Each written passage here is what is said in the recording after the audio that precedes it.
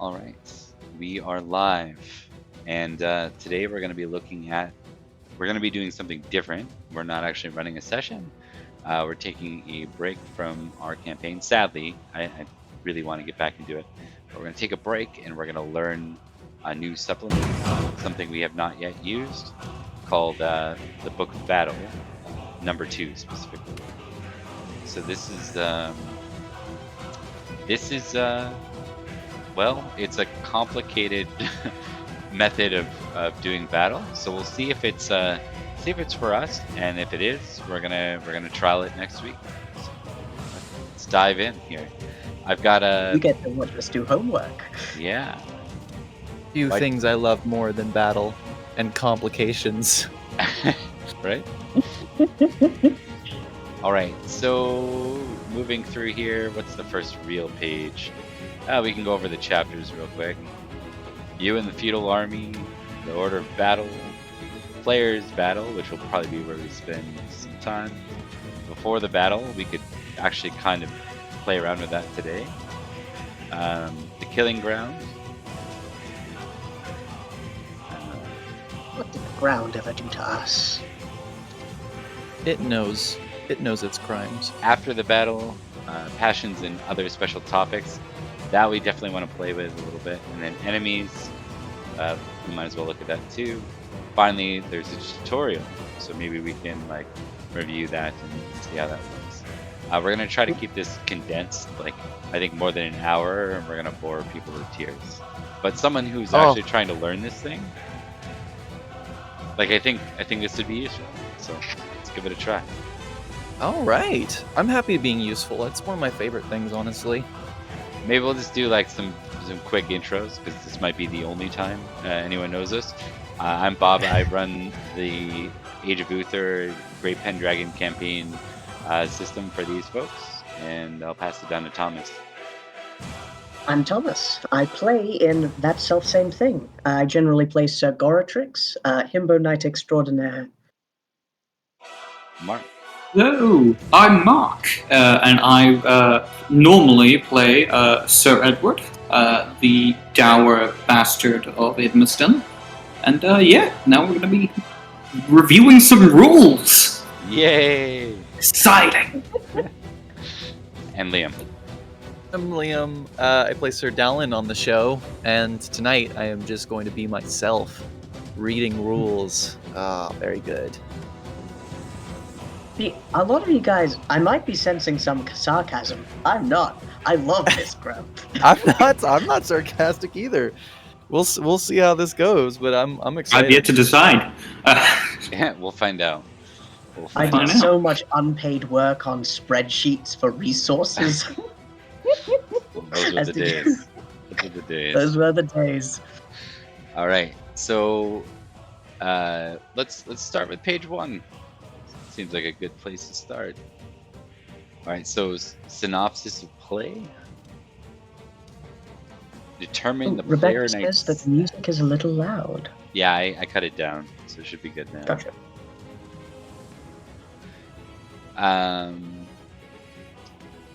So synopsis of play. Battle is a series of rounds.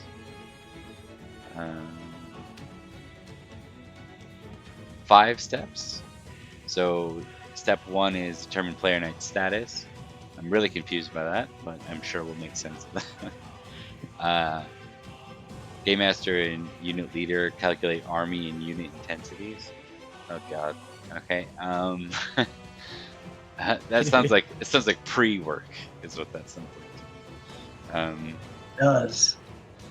Unit maneuver. The unit commander rolls against the unit intensity. What I'm really curious about for us is this going to be interesting for you guys who aren't necessarily in a position of command? So that's something to explore too. Like, is this better served when you guys are at higher ranks where you might be running somebody's contingent? Right.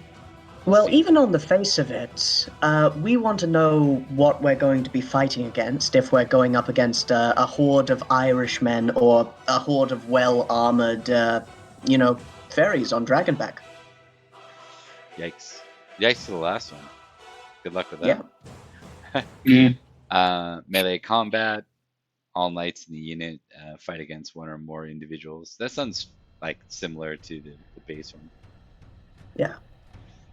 End of round. Results are tallied, wounds, death, glory, loot, squires, and followers. And then the round ends. All right. So that is the 5-step overview. Now let's dig in. So what's intensity? Intensity indicates how tough the fighting is, an abstract number that represents the size, quality, and commitment of the enemy army. It crunches many factors together into one thrashing number. It could be 100 duck-sized horses, or it could be one horse-sized duck. That is a good point. Well, I mean, on the face of it, 100 duck-sized horses is far less bloodlusty than one horse-sized duck, right? I think I could take in a horse-sized. I think I could take in a horse-sized duck. Plus, I make for a good dinner until it appears. But yeah, I could probably take 100 duck-sized horses. What animals can we beat in a fight? So there's two types of intensity. There's army intensity and unit intensity. Okay. Army and unit intensity. Where does it mention unit intensity?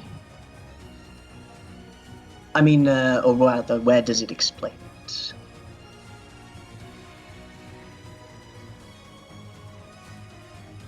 Doesn't seem like it does in that base description, does it? Yeah, the value that your unit struggles against. Your unit commander pits his battle skill against the unit intensity to gain advantages during melee rounds. I feel like I should be taking notes. Yeah. Maybe there's like a monster manual kind of thing where like Saxon Raider has a unit intensity of X. Maybe we'll find it later. Possibly. You know what? There is an entire section called the enemy, so maybe that's there. That makes sense. Edward's Guide to Hunting Saxons. The Saxon manual. Right. When army intensity is 0 or less, start of the second turn, the entire enemy army routes. That's what we want to inflict on them. So it says very clearly, your objective: reduce army intensity. High intensity is bad for you. Grind it down to 0. So you want to break the other army's intensity. Yeah. Our army doesn't have an intensity, right? It's measured against the enemies, and theirs climbs. What is measured against the enemy, though? I don't know. I think, I think we just continue fighting until their army intensity raises, be above 30, or we win, or die. Yeah, they're it looks like the enemy tables don't have an intensity rating listed on it, so I think it might be a little bit more abstracted. I'm not certain though. And what were we looking at? Unit intensity? Is that what we were looking at?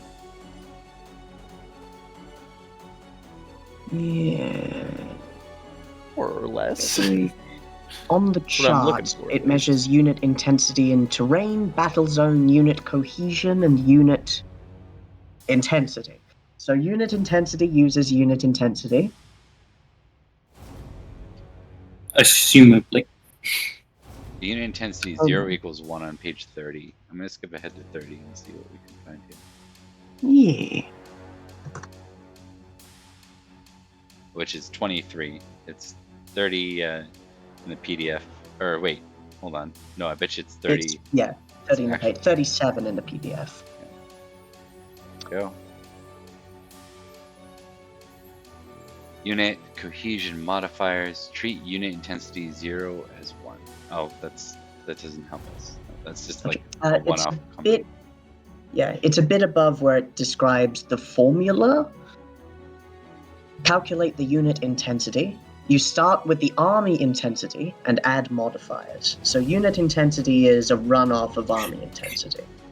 Okay, so the army intensity matters. So like if the general is doing well, that's going to impact the unit. But the unit's own crap that's going on is also going to add some modifiers to it, right? So like if one army is getting surrounded, even if one unit's getting surrounded, even though the army is doing really well, there's going to be some serious penalties.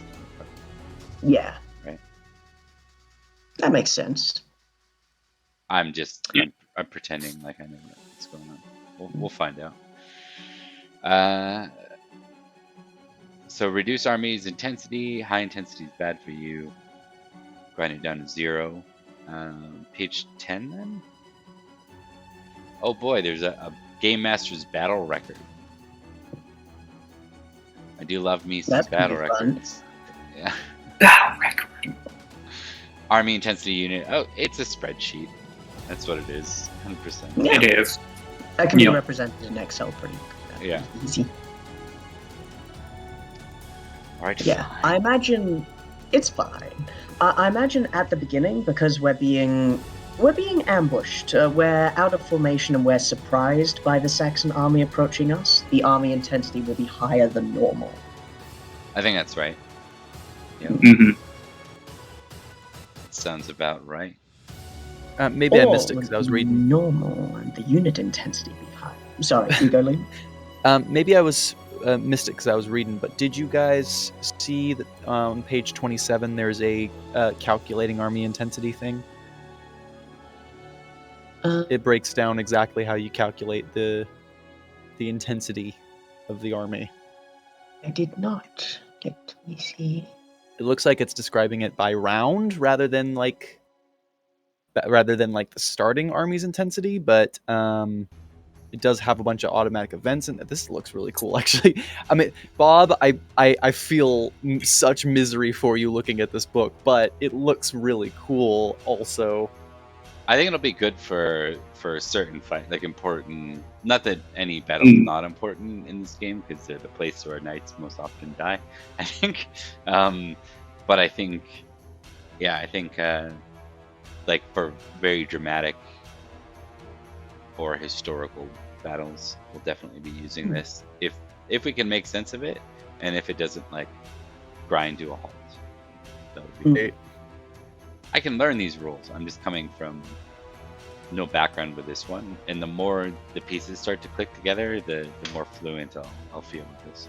Right now, I'm feeling like I'm drowning. Take a look at it. There's a lot here. Welcome to the drowning field. Everything everything that I read as I cruise by it, it sounds really cool. It's just a matter of, if it can be done organically, yeah. All battles start at army intensity 20. Okay, I'm gonna go back to page 10 and see if we can treat our viewers towards following along with this chaos. Yeah. The order of battle. Killing ground. Yeah, it looks like you don't even start step 2 until page 27, which is in chapter 4. So step 1 was what, intensity, right? Step 1 is determine player knight status. Yeah. Then step 2 is calculate the army and unit intensities. Wow. Which always starts off at 20. Intensity always starts off at 20, but then it's modified by status. Yeah, page 17. Oh, so it starts at 20 and then you modify it based on how well equipped and stuff they are. That tracks. Page 20 you said that was on? 17. It gives an example. Okay. If a player knight fights in an opposing army, then the army intensity total equaling 40 points. For example, if one army's intensity is 12, the enemy must be 28. Gotcha. So it's a push-pull kind of thing. Yep. That's it cool. pulls in one direction and then the other direction, depending on how it goes. It's actually quite interesting. Yeah. The army organization is nice, but I believe it's mostly flavor text. Which, of course, we like, but nothing mechanical listed. Okay. Let's nail down the player night status and the relevance of that. Let's start with step one. What? So is this step one, and then the next page is intensity, just not step one, right? So on page one, where it gives the overview, and then it dives right into what is intensity. The synopsis of play, objective, examples, some sheets, order of battle, army organization. Here we go. Many Page historical 13, details. PDF page 20. Page. Roger that. You've got a player's one-page battle reference, and you can determine the player knight status, and you'll note if your knight is alone or with his own unit and leader, mounted or afoot, armed with a lance or other weapon, guiding with another horse, encumbered by another rider, or burdened, or subject to melancholy, hate, or fear. Interesting. Which page is that again, Thomas? Page 14, and on the PDF it's page 21. Page 14. On my PDF, I think everything's synced up properly for some reason. I moved it to another program though, so. Player's one-page battle reference. Ooh, this is handy. We should take Yes. this and make. I gotcha. Make a handout. Yeah, A handout. I got you covered on that. Oh, thank you very It's much. it's really easy to do in the program I've got right now. So determine player knight status. Note if your knight is alone. I imagine that's bad. His Done. own unit and a leader. Plus 10 unit intensity. Leading if he has the followers, or attached following a unit commander. If you're alone, it's much harder to fight an army, so the plus 10 makes sense. Yeah, that when you're fighting other things, you add plus 10 to what you're fighting because you don't have any troops with you, and you don't have a leader commanding you as well. This helps to see Certainly. the player's perspective through the fight. This one page Mhm. is very good. Yeah, this is super cool. I wonder if So there's what you're saying is that an allied army is a crutch?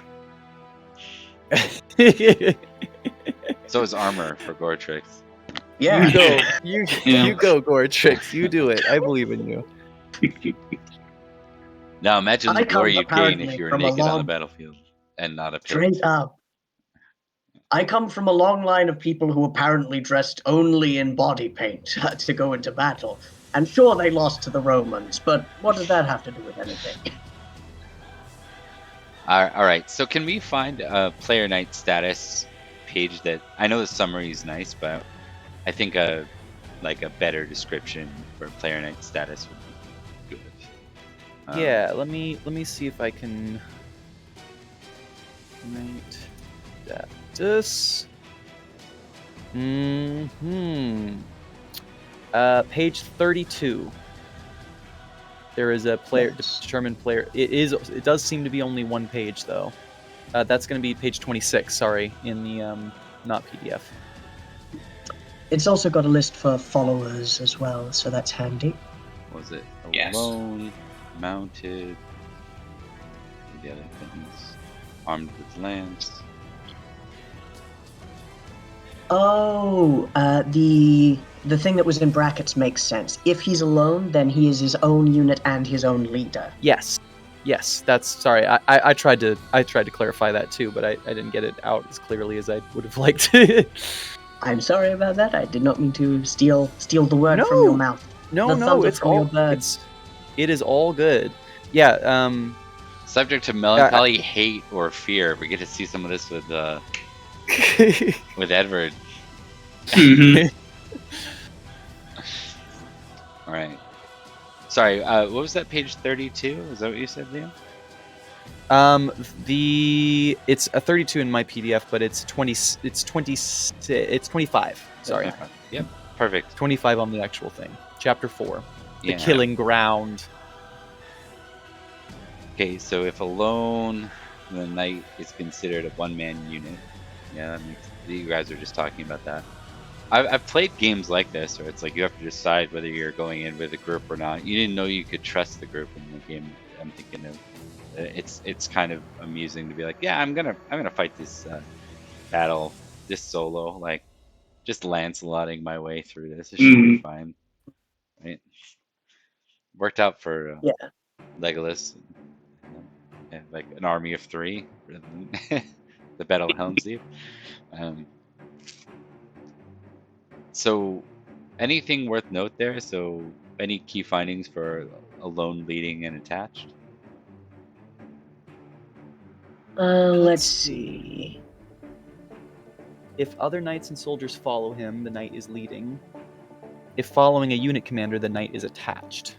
So, if you're alone, you don't have anyone else with you, and you consider yourself a leader, but you're not leading. If you've got other knights or soldiers following you, you're leading. And if you're following a unit commander, then you're attached. So I imagine in situations where it would say just be Goratrix, Edward, and I, we got separated from the rest of the group, then one of us would be nominated the leader, you know. Mm-hmm. Yep. Yeah. Oh, that's gonna be fun, I think. That is gonna be fun. Yeah. Okay, interesting. Yeah, so it looks like the only 3 conditions there are alone, leading, and attached. And that just is whether or not you're completely alone, you've got some buddies or lots of buddies that you are leading, or if you're following someone else, like mathematics. If you're leading, you are the unit commander. Yeah, you are the unit. I am the unit. I am the unit commander. There are also the conditions guiding, encumbered, and burdened, and each of them applies a -5 penalty to the melee weapon skill. Ooh. Guiding someone else's horse. So if guiding is when you're leading someone else's horse, encumbered is when you got have another a second rider on your horse. Yeah, a second guy, and then burdened is when somebody's conked out on your horse. Okay, Yeah. that makes sense. I guess it would be harder to navigate with your horse with somebody flopped over on it versus just a second rider. Definitely. And still has squires and followers. Count them. I don't know what it means by that. Yeah, I was just about to say. So I think that's the next thing to figure out is what is the role of followers and squires. Squires are very important, and I haven't read specifically how, but I know they've got a thing. That's cool. Because like, I read we actually them have sadly squires last for time. you guys, like fleshed out. So Yeah. it'd be cool to see. Yeah. You know, if you can bother to get up in the morning. But the adrenaline will probably do that. I was about to say. Hard to be lazy when you're watching everyone die around you. So. He'll find a way. I believe in him. I took a nap in the mud. Okay, so page, I'm assuming 26 goes right into your followers. Hmm. I'm a bit handicapped from like your guys' view. You probably have really nice PDF views. I'm using the new Roll20 feature, 1 page at a time, so people can read it. So if it seems like I'm a little lost, it's because I'm having to navigate this thing, which is not yet ideal. I have confidence that it will get better over time. So. All is good in the metaphorical hood. And mainly upon the scale and location of battle. So this is interesting. You guys probably won't have a lot of followers outside of your squires. Like you'll probably be attached. For now. Yeah. Yeah, like Plus, eventually you'll be your house knights with like siblings and other household knights, right? Plus, I wonder if, let's say we watched Matic go down and die, right? I wonder if one of us could assume leadership of a unit, like if they're, The unit commander died. With a battle roll. It's possible. Either that or be immediately routed. Yes, that would be pretty bad for unit cohesion. But we could also, based on this and friends, we could probably maybe roll Loyalty Lord and invoke a passion because we saw Matic go down. He is, after all, our prince. So if a knight has vassals, they're obligated to muster with him. You get fucked. That's where we are right now. That is how that works. Yeah. Yeah, so you guys don't have any vassals yet, any household knights. Interesting. No. That's really interesting. So our family knights, once we take our main characters, I think a couple of us will have other family knights by then. Very close. We can- like probably a year or two later. Like I think a lot of you have like Yeah. a younger brother, like right after. I'm gonna have 3. Yeah.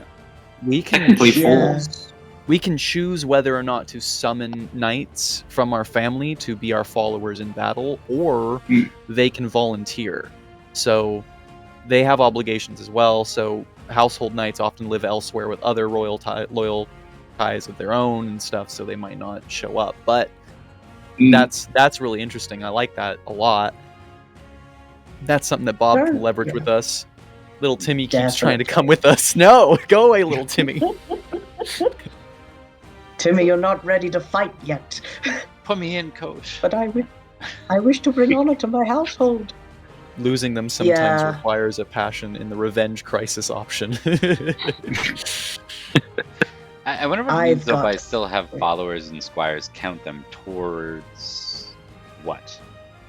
I think like in the intensity calculation. No, because I don't think you calculate intensity for yourself. Yeah. Unit intensity. No, Maybe it's you just do. for Maybe the you do enemy. actually. Well, yours is based off of the enemies. Whatever yours would be based off of the enemies. No matter what, the starting value is 20, and then it kind of changes. Yeah. Well, that's the army intensity, but the unit intensity might be something different. Is it? Oh god. Yeah. Unit intensity is army intensity plus terrain modifiers plus battle zones plus unit cohesion. So it's a couple of things added up. So that one's gonna equal. It could equal anything actually. There's no way to know. Let me see. Count them towards the bodyguard bonus phase, which is way later, and the followers fight phase. And squires do things each turn. Cool. I think they just get actions. I think, yeah. Yeah. That's what it sounds They like. roll squire and get different actions if they succeed or not. You can see that on page 71, PDF page 78. Yeah. 60, it also shows the followers fight thing as well. Mm. Interesting. It actually finally breaks down like your retinue too. You have the famuli and the mesni, which is like the fighting part of the family and the courtly part of the family. And if you remember, almost all of you have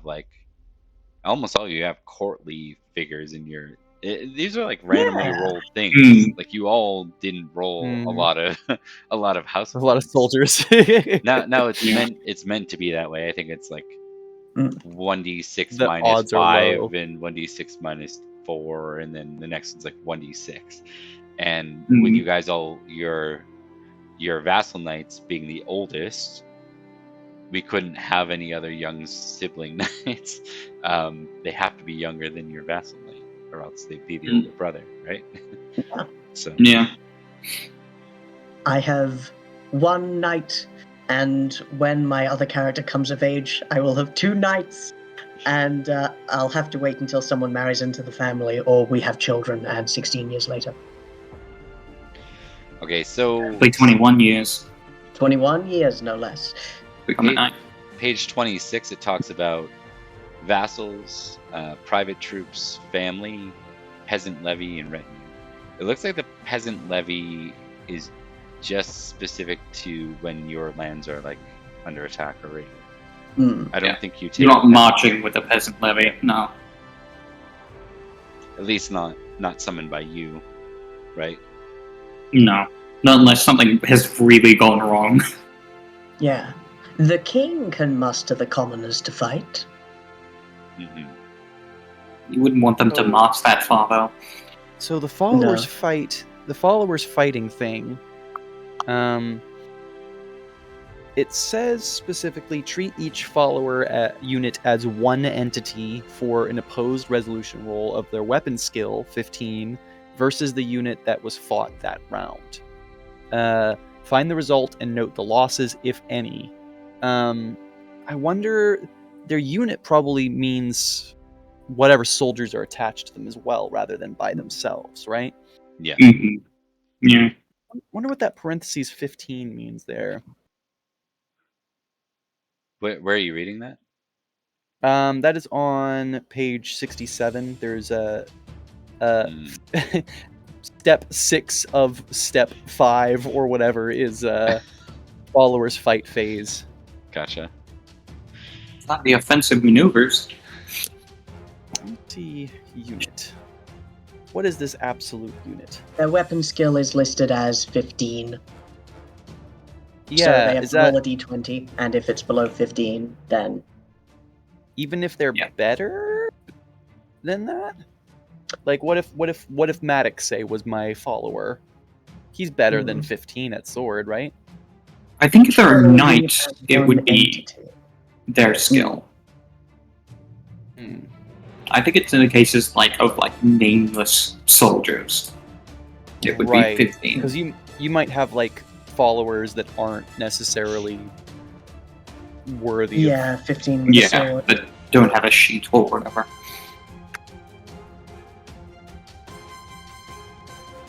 Because I think it's of just 15 assumed. 15's pretty good too. That's a Yeah. 25% chance that they're gonna die. I think it's just assumed no, knights don't spell. I don't know. Maybe they're really good soldiers. Wish I could find a definition for the word unit in this specifically. And wonder if I that's remember in watching Rocket. someone play through this, and I think passions. I know we're skipping around a bit as we try to figure this out, but I think with Mhm. passions, it's like per round you're rolling a passion. It's not like before where we were like, you roll your passion, you get Yeah, a last for critical, the and then you're scheme. rolling around the whole battle. It looks like that. It looks like there's a specific phase dedicated to passions in general.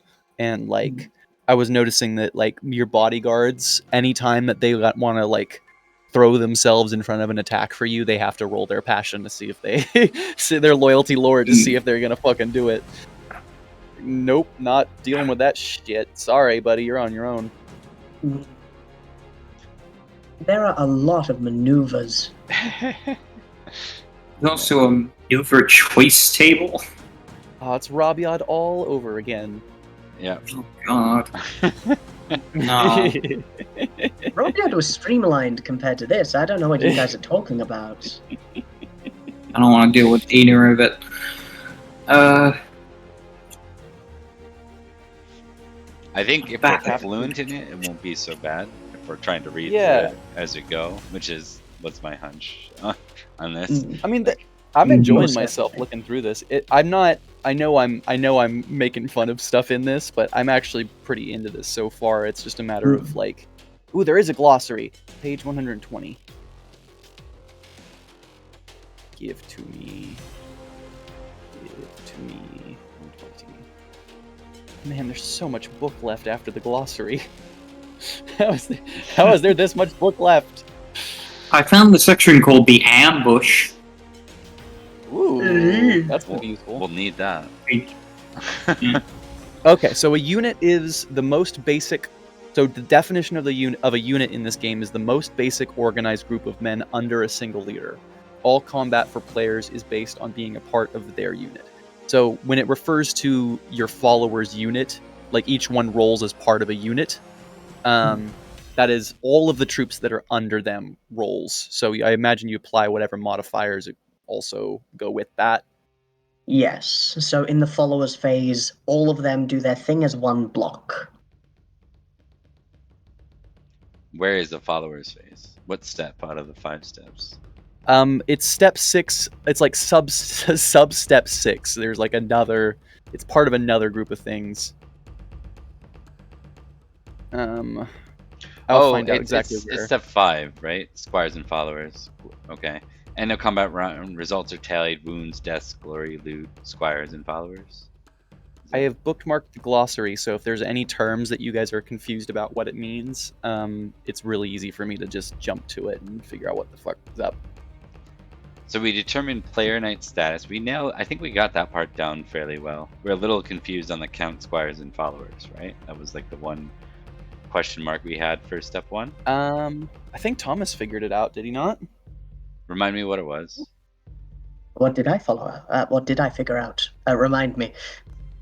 What it meant by count, squires, and followers. Oh, yes. Essentially, all of them are one block in the unit. They are followers. The followers do their thing, rolling their weapon skill at a difficulty of 15. And the squires do their own thing. We're way down in the page 60s. Making a squire roll, and based on if they succeed or not, they can do thing. They can do one thing. Or, if they make a critical, 2. Do you know, is that at the end of like step 5, or is that actually part of the player knight status? I think that's part of just melee counting combat right at the end. Okay. Yeah, The other just reason- counting them as part of step 1. I just don't know what it means by counting. I guess make sure you know how many you have, because that's going to determine how many certain types of actions you can take. Gotcha. Right? Like if you got 2 squires, you're only going to be able to take 2 squire actions. That would make sense to me right now. It does make sense. Maybe I can check the glossary for the word count. Crush. Maybe like Count Roderick Yeah. over and over and over again. Oh no. At the end of a complete round, a knight must check the status of his squires. Players must make an unopposed squire roll for each squire. Then the followers have already done their thing in the melee round, which is step 4, which has 7 steps. Step 4, step 7. Yes. Step 4, step 6, I think you'll find. That's when the followers do their thing in followers fight. This I swear to God, everybody on the Twitch, this sounds a lot more complicated than it's seeming to me right now. I can tell when the words leave my mouth that it sounds like utter nonsense, but I'm actually I kind of get where this is going. In my head, I kind of imagine how it's going to go, but when I actually have to think about it logically, it seems like kudzu. Okay. Right. Yeah. So, step 1, determine player knight status. Note if your knight is alone, leading, or attached, mounted or afoot, armed with a lance or another weapon, guiding a horse, encumbered with another rider, or burdened with an unconscious person, or subject to melancholy, hate, fear. Interestingly enough, the one-page battle reference doesn't make reference to followers, and I think that's because it doesn't matter that much. Then moving on to step 2, calculate intensity, and it just says see page 27 for that one, so we'll come back to that. Then unit maneuvers on step 3. Your leader rolls his battle skill opposing the current unit intensity. He then chooses a maneuver based on the result, and you'll fight an enemy determined by the game master. So that's typically where your picking enemies would flow in there, and it's based on whoever's leading our unit. Next is melee combat. And the maneuvers will change the intensity of the melee combat, or rather the modifiers on the melee combat. Right. It'll because it's opposing the current unit intensity. It'll determine which enemy we fight based on their unit intensity. Then fight one melee round, a single melee round. No more, no less. Melee skill equals your weapon skill plus your immediate conditions plus the state of the unit modifiers. So you're going to end up getting bonuses for better terrain and how your own soldiers are fighting as well. That's cool. I like that. And I believe that counts regardless of whether or not you're leading. So if all of us are in a unit, adding to the unit cohesion. Say the And unit that melee modification. round is about an hour of battle. Oh, that's cool. I didn't know that. Hmm. Immediate conditions, one or more may apply. Mounted versus unmounted, bonus for lance charge, miscellaneous other ones, maneuver bonus, +5. Guiding, encumbered, burden, melancholic, and inspired, +10, possibly +20. State of the unit is if you're alone, +10 to unit intensity, no modifier to skills. Disordered, -10 to skills, and on a flank is +5 to skills. So it actually looks like the state of the unit might not help you out that much unless you're doing worse. So one thing we need to iron out too is what is a unit. So I noticed on page 7 there's a breakdown of like the formations. There's a squadron, and a squadron's attached to a company that's attached to a division. It looks like. Yeah, And a unit. Squadron's 10 knights. Yeah, in the glossary it says a unit is the most basic organized group of men under a single leader. All combat for players is based on being part of their unit. So any group that is under one leader is a unit. So the question is when, like, there's a unit commander role, isn't there, or something of the sort? So like, there's a leader. Yeah. I mean, that might apply for you guys. Like, we're literally talking 10 knights at the basic level, Right. for a squadron, right? So are you guys Right. Who's going to be the squadron leader? Like, Well, we could do it two ways. We could either compare whoever's got the highest battle, or we could roll to see who gets the highest battle roll. Or intrigue too. I mean, I'd be fine doing intrigue to snake you guys out of a leadership position I for the think better in this glory. ambush especially, it'll be like disorganized, and I think someone's gonna have to rally the group That would you're be really assigned to. So we should That'd be we should really define who your unit is at the beginning. I think it's gonna count Sir Jaren. That just makes sense, right? And that's gonna be No. 3 Yeah. of you. Oh, wait, hold on. So Jaren, never mind. Not Yeah, Jaren. the good so one. Jaren's cool. The one we like. Yeah. Yeah, we Zach. like Yeah. Unit results. Now, don't totally know what this means yet, but it says a triumph, everybody wins or ties, -2 army intensity next round, usually. On a win, half or more knights win or tie. A win is when half or more knights win or tie. A loss is when more than half the knights lose. A crush is everyone loses, +2 army intensity next round. So I imagine we'll get to that once we get to step 4 a little bit more, but it looks like to Yeah. me that because everybody in a unit is going to no, that tracks for me. So everybody in a unit is gonna, like, if Goretrix, Edward, and Dallin were all in a unit, we'd all roll our stuff, and if Yeah. half or more of us win, then it counts as a win for the fight. If all of us win, then it's a triumph. If all of us lose, then it's a crush, and Yeah. we end up getting pushed back and stuff. That tracks. Our objective is to our objective survive until the Objective army survive. commander can either make enough maneuvers to make up the difference, or we can whittle it down with triumphs. Gotcha. So Okay. unit says on page 11, it says most of the time all the player knights will be in the same army and in the same unit, which is called an Ishile. I don't know how to pronounce that.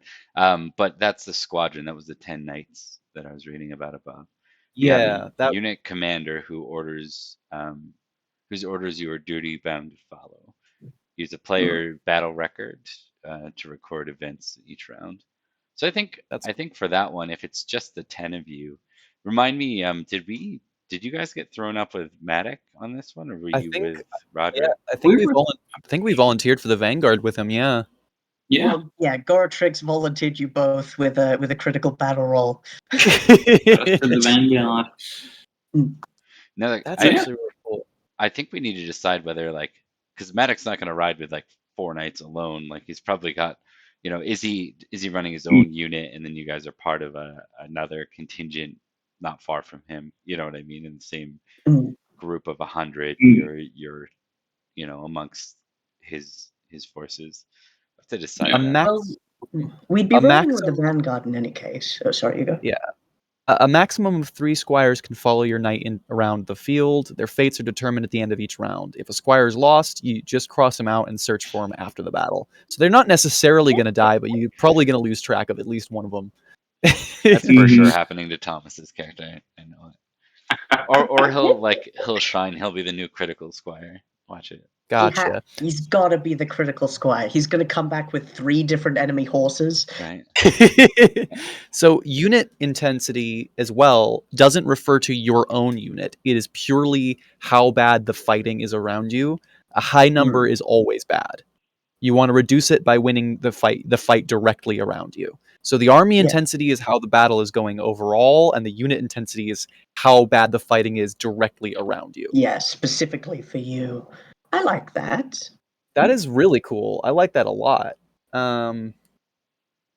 Do record the maneuver your unit commander has chosen for the round. Bob, I hope you have a deck of cards or something so that you don't have to play two sides of a total war game. But right, I get to do all the stuff. You guys are just like along for the ride.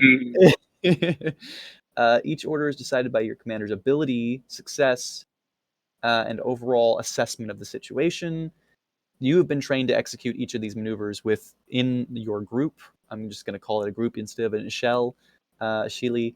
Call it a squad. Squad. Yeah. Gang. God. Squadron literally is what it means. So it's squad. Oh, wait, hang on. I can have my iPad speak it. Hang on. Is shill. A shill. She doesn't know how to speak French, but yes, squad. Is shill. Alternatively, It's probably Bob, not pronounced like that. Yeah. When we Bob. Oh yeah. When we pitch the Discord later, Mark's gonna have to ishill. Ishill us, yes. Alternatively, if you don't want to make the strategic decisions on Matic and Uther's part, you can have us be the in-character 2 demons, which is Goratrix and Edward, and the 1 angel, which is Sedalin, just being on their shoulder going, "Charge, my liege." Alternatively, no, take a defensive posture. Circle around, flank. For the love beauty of God, is flank. the book of Pendragon kind of tells you, the Pendragon campaign kind of tells you what, like, using the normal rules for combat, what the NPCs aim to do each round anyways. So you can use that as a guideline. Yeah. That's really cool. Yeah. And then like that might change if our roles reflect that they have to. So. I also really like that each like melee combat, the hour of combat is just one roll rather than like multiple rolls to take down one guy or whatever. Yeah. I think that's actually, despite all the added stuff on that, I think that's going to help the flow of battles a lot. I've played something similar to this, but it was a lot more thematic. It was the Legend of the Five Rings 4th edition mechanics. And what that did is it started with a macro view. It's like, we're way out here. It's a general roll. Then round 1, everyone rolls, and you determine whether you're heavily engaged, lightly engaged, or disengaged, like in reserves, basically. Then you roll, and you just take a certain amount of wounds just from being in the fighting. But then you might also have heroic opportunities or different encounters that you play through, and that's one round of the macro combat. Like, it goes macro down to micro and then back up to macro. I think this will play out that way, except for it'll be infinitely more complicated in the sense of, and by that I don't necessarily mean that entirely is a bad thing. It's just, it's more granular, right? Like it's designed to be more granular. Which is why I wouldn't use this. I would never use this for every battle. Like, oh god, no. But certain battles, like, it's fun. Oh yeah, the big and thematic ones. Honestly, like, I don't know, because I'm looking at it right now, and there's so much to this, but I imagine like with just a couple of little guides, like this would actually be pretty easy to run in the moment. At least that's my brain lying to me right now. The biggest issue when like doing it on the fly would be the starting army intensity and keeping track of that stuff. But we keep track of HP all the time. Yeah. It's just a matter of how it affects each round. Between the 4 of us, I think we could do something with that. And I think there are charts and stuff that help out with that as well. So like, yeah. So it says, The Game Master determines your enemy each round, and after the combat is over, the glory award for fighting him. Your foe changes every round, and you may have to fight more than one at a time. Oh, fuck. We'll be fine. Record your personal win, tie, or loss results under melee results. These modify the glory of the foe in the previous column to give the results for the next column. So a melee success or tie means you receive full glory. A loss means you only get half glory. So you're still getting glory for fighting whoever you're fighting, even if you lose the round. Mm. You'll enter either a triumph, win, or loss, or crush under unit results, right? We know that. Squire is where you record whether your squire succeeded at his squire rolls, thus successfully rearming you, capturing a horse, and so on. Your knight is usually attached to a small unit of men who take their orders from the unit commander, right? That's how we're going to start off. If your knight has any other knight followers other than his own squires, then he is also a leader. So you can be attached and a leader.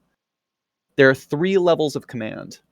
Army commander, unit commander, and sub-commander. Sub-commander. Yeah, and a sub-commander would be like the vassal with all their household knights, normally. Yes. Yeah. A player with his own Moderate, yeah. following knights, typically sub-off and vassals, and who is also attached to a unit commander. So there is that real chain of command there. Sub-commanders have no more than 4 additional followers. 5 or more followers automatically promote the sub-commander to a unit commander. So the minute you've got 5 followers, you're now a unit. Unit commanders leads a unit. The army is made up of a small tactical unit in the range from 5 to 30 knights. So yeah, 10 would fit that pretty well. Every army is made up of these small units, whether it's 200 knights of Hertford or the entire army of France. Player characters operate within one of these units called Initiale, and might even command one. Army commander leads the entire army. That's obvious. He's the commander-in-chief, the ultimate head honcho of his body of troops. His decisions affect everyone, and there are other possible layers of command, but they serve no game function in the Book of Battle system except for targets on the opportunity table. So we might be able to stab the head captain of the left flank, but he's got no mechanical benefit. Which, thank God. Followers are non-player knights or others who follow the player knights during the battle. And I think the or others is specifically just if they're like not knighted, but they're still technically like fulfilling the role of a knight. Because I'm pretty sure that, all the followers in a unit need to roll to see who wins and loses the unit battle.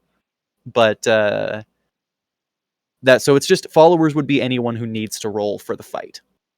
Basically. Yeah, and that's just one aspect of the melee combat round, which happens near the end. Near the end. Yeah. Followers in your unit act as a single entity. Sorry, I don't mean to read the whole thing, but this is all very useful. No, it's useful. Followers in your unit act as a single entity for the battle, and their collective fate is determined at the end of the battle. So, by the unit commander. Battle round. So, you might lose some fellas. And that's done at the very, like, the bodyguard loss phase is what we're talking right. about. Yeah. Yes. Well, no, I think bodyguards are technically something else, but it's like it's very similar. Like they're very similar steps, I think. Oh, unit results. Yeah. It's, Unit results is it step begins 5, at the end of the bodyguard phase. So around about the same thing, you determine what happens to your followers. A player knight's followers accompany him into battle. Record them at the top of the player battle record. A player figures his own followers' fates, and his men are not included in any of the unit commander's results. In addition, if a knight has any followers, he receives the bodyguard bonus. So that's what it means by count them. It just record your followers. And it says you determine the fate of your own men, but they don't actually impact the unit itself. Is that correct? It says a player figures his own followers' fates, and his men are not included in any of the unit commander's results. So I'm sure that'll make more sense moving on, but I think what that means is like if you're if you're Matic, right, leading Yeah. us, Yeah. our roles are going to count towards Matic's thing, but if we had vassals with us, Yeah. they wouldn't count to the whole units. They would just be adding our bodyguard They're- bonus. They'd be giving you the sub commander bonuses rather than the unit bonus. Okay. Right. Yeah, The bodyguard bonuses, yeah. All notable passions, 16 or more, should be recorded, as well as any that are less than notable, but directed against a specific foe. Cough, cough, Saxons.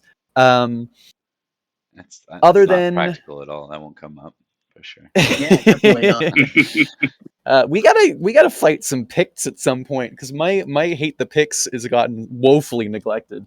Yeah. You're the least racist of us, Shit. I think.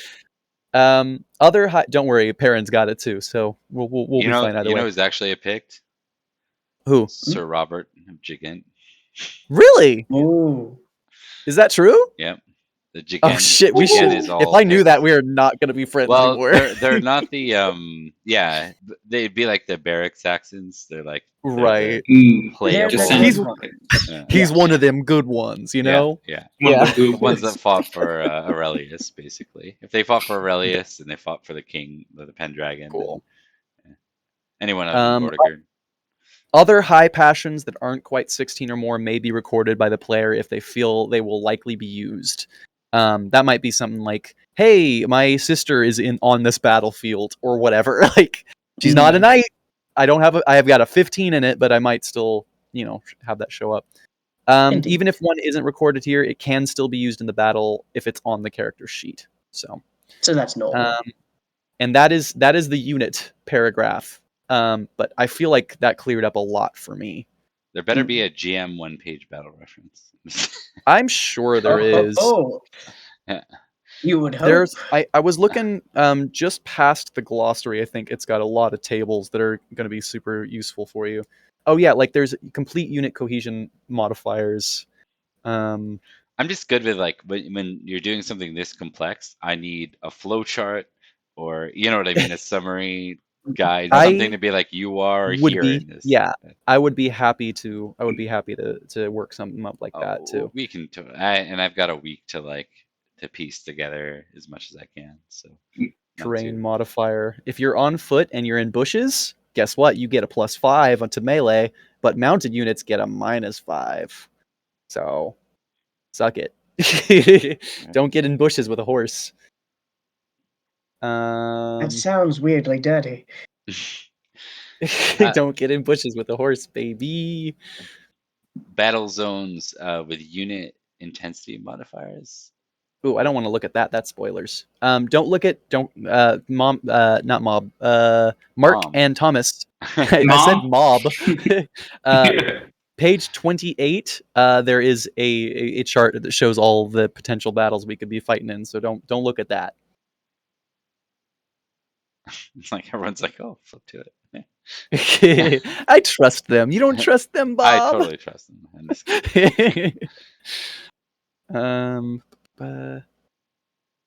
Man, there's like 5 different summaries that like break down every single one of these steps, which is great, but also like it's just there's so many.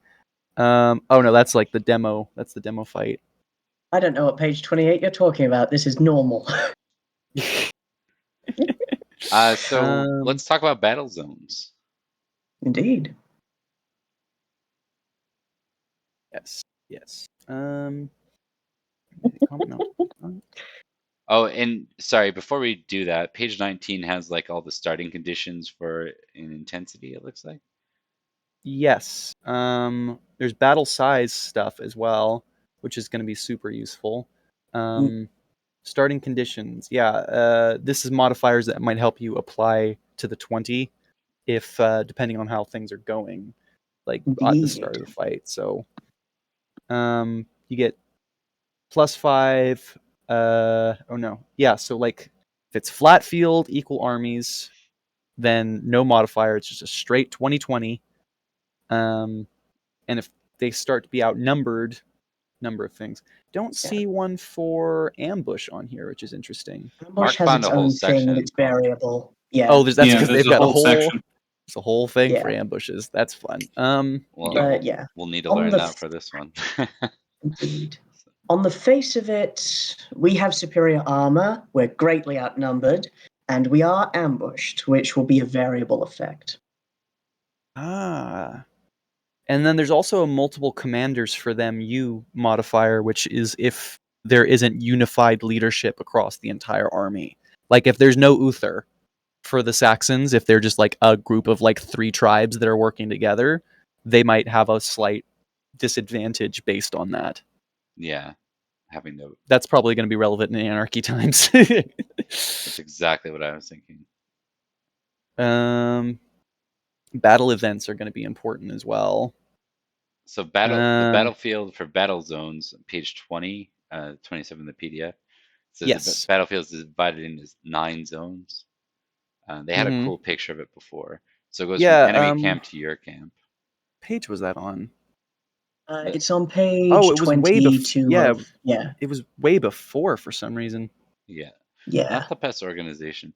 But page, actually 22 isn't bad because I'm on page. Yeah, okay. So page 20 of the actual book, not the PDF, it has like the actual modifiers. So the killing zone is like +10 unit modifier. And you're at like, if you're at your That's camp. where the fighting is the worst. Yeah. What does this modifier do? The unit modifier is how the unit modifier is how it modifies the unit intensity, which is how bad the fighting is directly around you. The army modifier is like the overall how the battle is going. The unit modifier is how fucked you are specifically. So the higher the number is, the worse it's going to be for you to be fighting there. So the killing zone and the enemy second rank are like, that's where the vanguard is. That's where the party is. Yeah. And that applies to how dangerous it is effectively to be there. Yeah, Indeed. I believe that will Does it give the bonus to your enemy's intensity? I believe what it ends up doing for you is it helps guide you on what type of enemies you throw at us and how many of them. Okay. I believe that's what it's going to end up doing. Calculate intensities. Step 2 is calculate intensities. We'll be there in a second. I'll read ahead a little bit while you guys cruise through. Oh yeah, because we're like going back to the beginning here where we Yeah, figured out the we're kind of determined hopping player night status. So now we're officially on the game master and unit leaders calculate army and unit intensity. The one more thing I want to look at step 1 is subject to melancholy, hate, or fear. Did we read what that actually does for us? No. It doesn't seem to. It's organized so weird. Yeah. Very weirdly, yes. Like this information, if it was just put together in the proper way, like it'd be so much easier. How about this? What if I just look up the word melancholy? Wonder how that's gonna You know, it probably mentions it in that 1-page summary, maybe. Here's something that has confused me. So there's an example on PDF page 29, regular page 22, which calculates the typical first charge. Assuming a battle events of 0, the opening intensity is 20.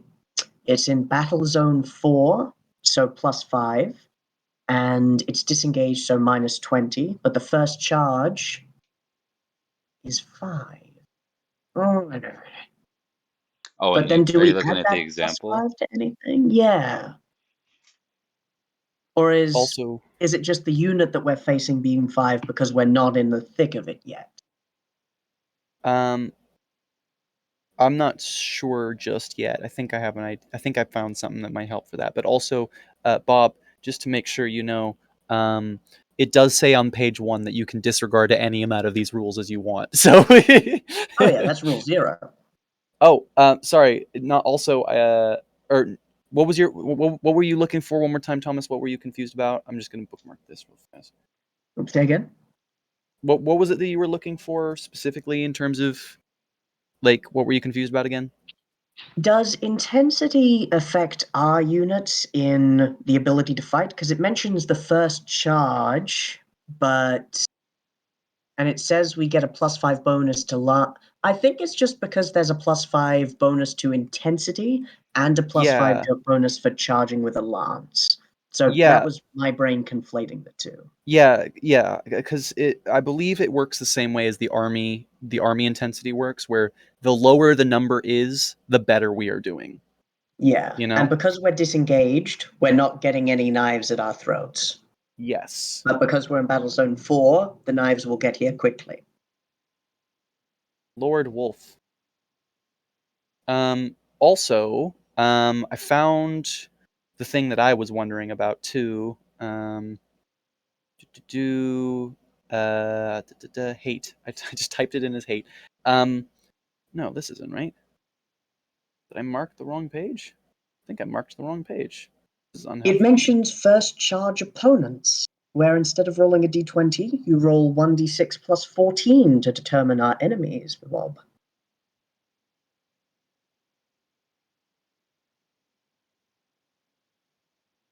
Say that again, Thomas? When we attack in the first charge, because we're going up against the best enemies, Bob rolls a 1d6 plus 14 to determine who we fight. Oh, shit. Oh, fuck. I don't like... 1d6 plus 14 is the number of enemies you're fighting in that first round? Is when determining an opponent. So it'll probably determine the quality. Gotcha.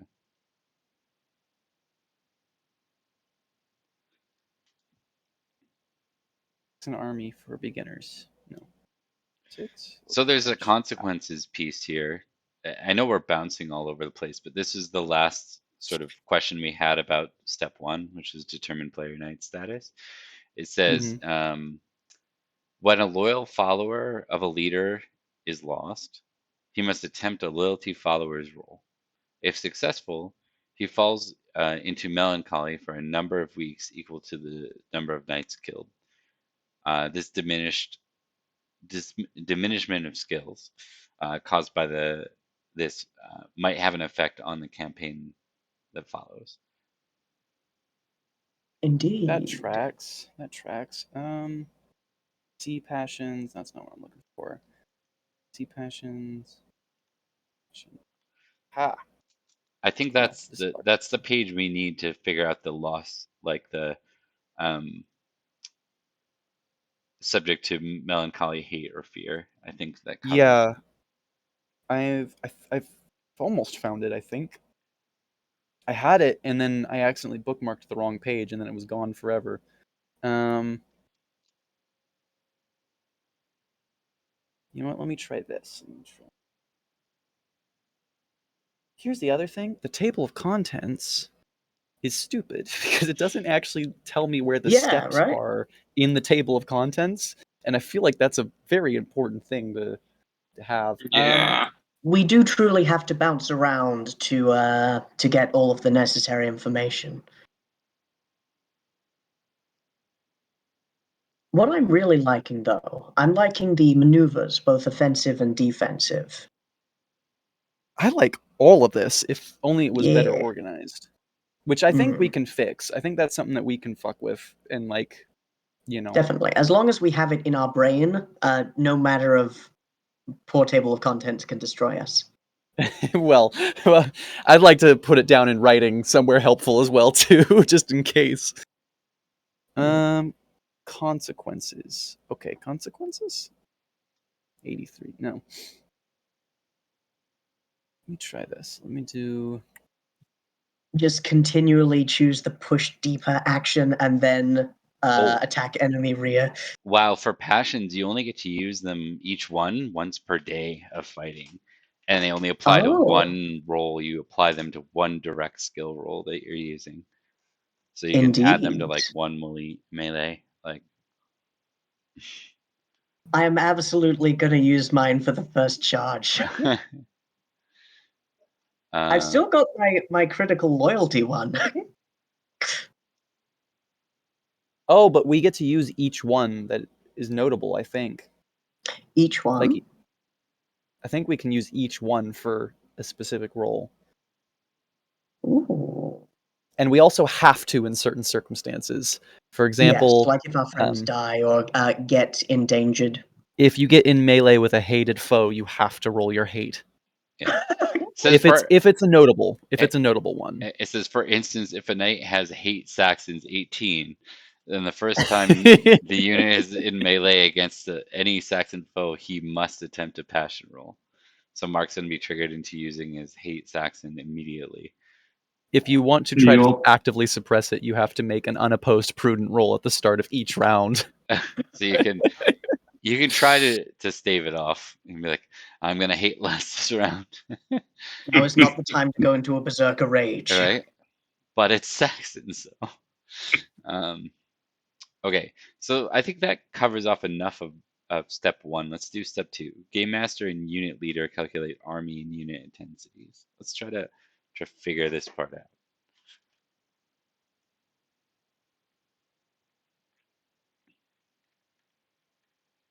I'm just yeah, let's do that. We'll come back to the I'm still not satisfied with my understanding of the subject to melancholy, hate, or fear, but I am comfortable moving on for now. I let's think come you're back just to that. noting them and they have impacts on your whole round, but I don't think they do anything in the player knight status.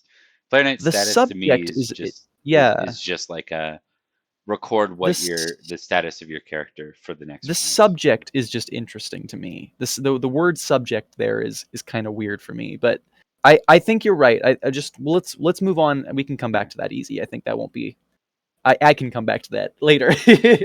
Yeah. All right. So I next mean, we know you can get melancholy naturally through failing a passion. Yeah.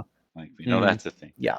So maybe you know what it is? I think you're right, Bob. I think that's like if you fucked up and triggered melancholy, hate, or fear during that round, that's when it or during the last round or whatever, that's when it activates. Or you lost one of your loyal vassal knights the round before. Right. That's when you're subject to that stuff. That would track. Okay, so next up is army intensity, calculating intensities. Army intensity is the last round's final army intensity plus battle events, which is 3d6 minus 10. Battle events and describing the action. Other units fight in this battle too, and battle events summarize all of their net results in a single modifier. So you get to do the whole battle in one roll. Roll 3d6 minus 10 and consult table 4.1. This grants a permanent modifier to the army intensity. So you're dropping it or raising it depending on how the battle is going.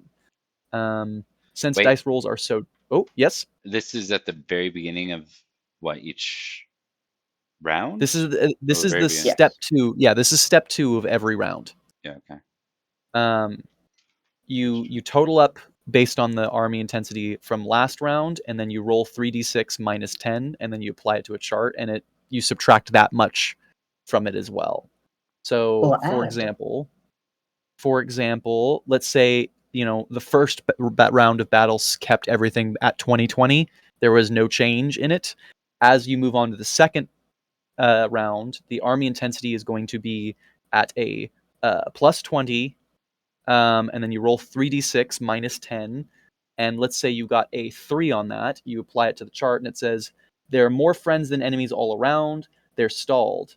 Killing that guy stopped them, or whatever. So that would lower that round's army intensity by 3.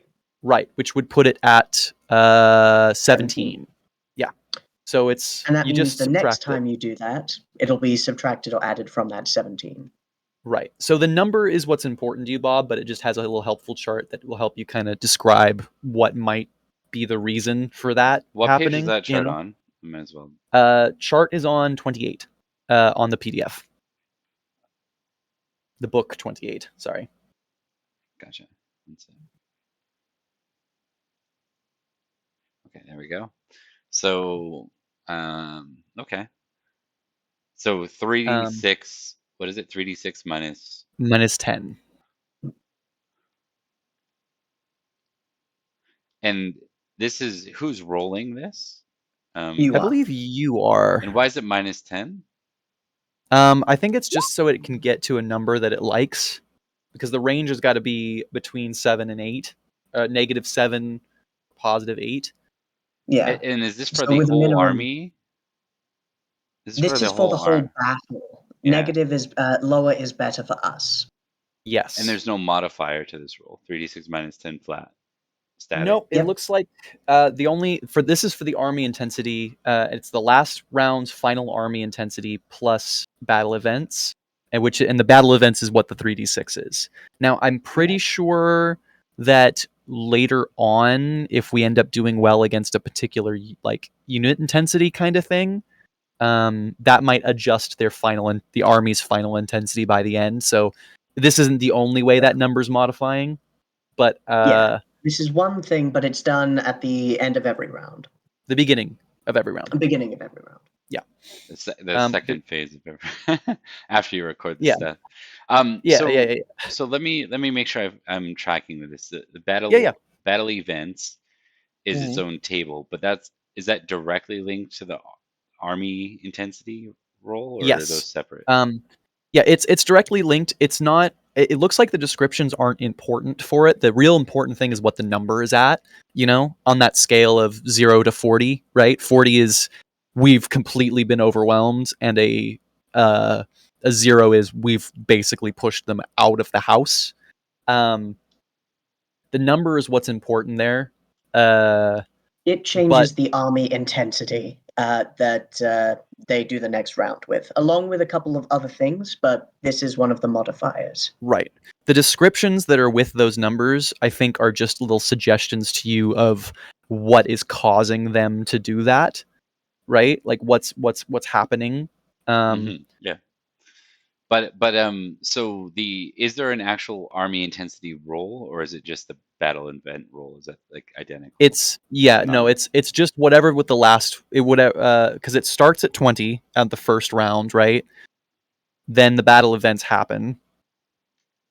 So like if it was round 1 of fight 1, it would be 20 or whatever the modifier is, right? If depending on assuming it's an even fight, it's 20 minus or 20, and then you roll the 3d6 -10, and then you apply that, and then it's just straight up that.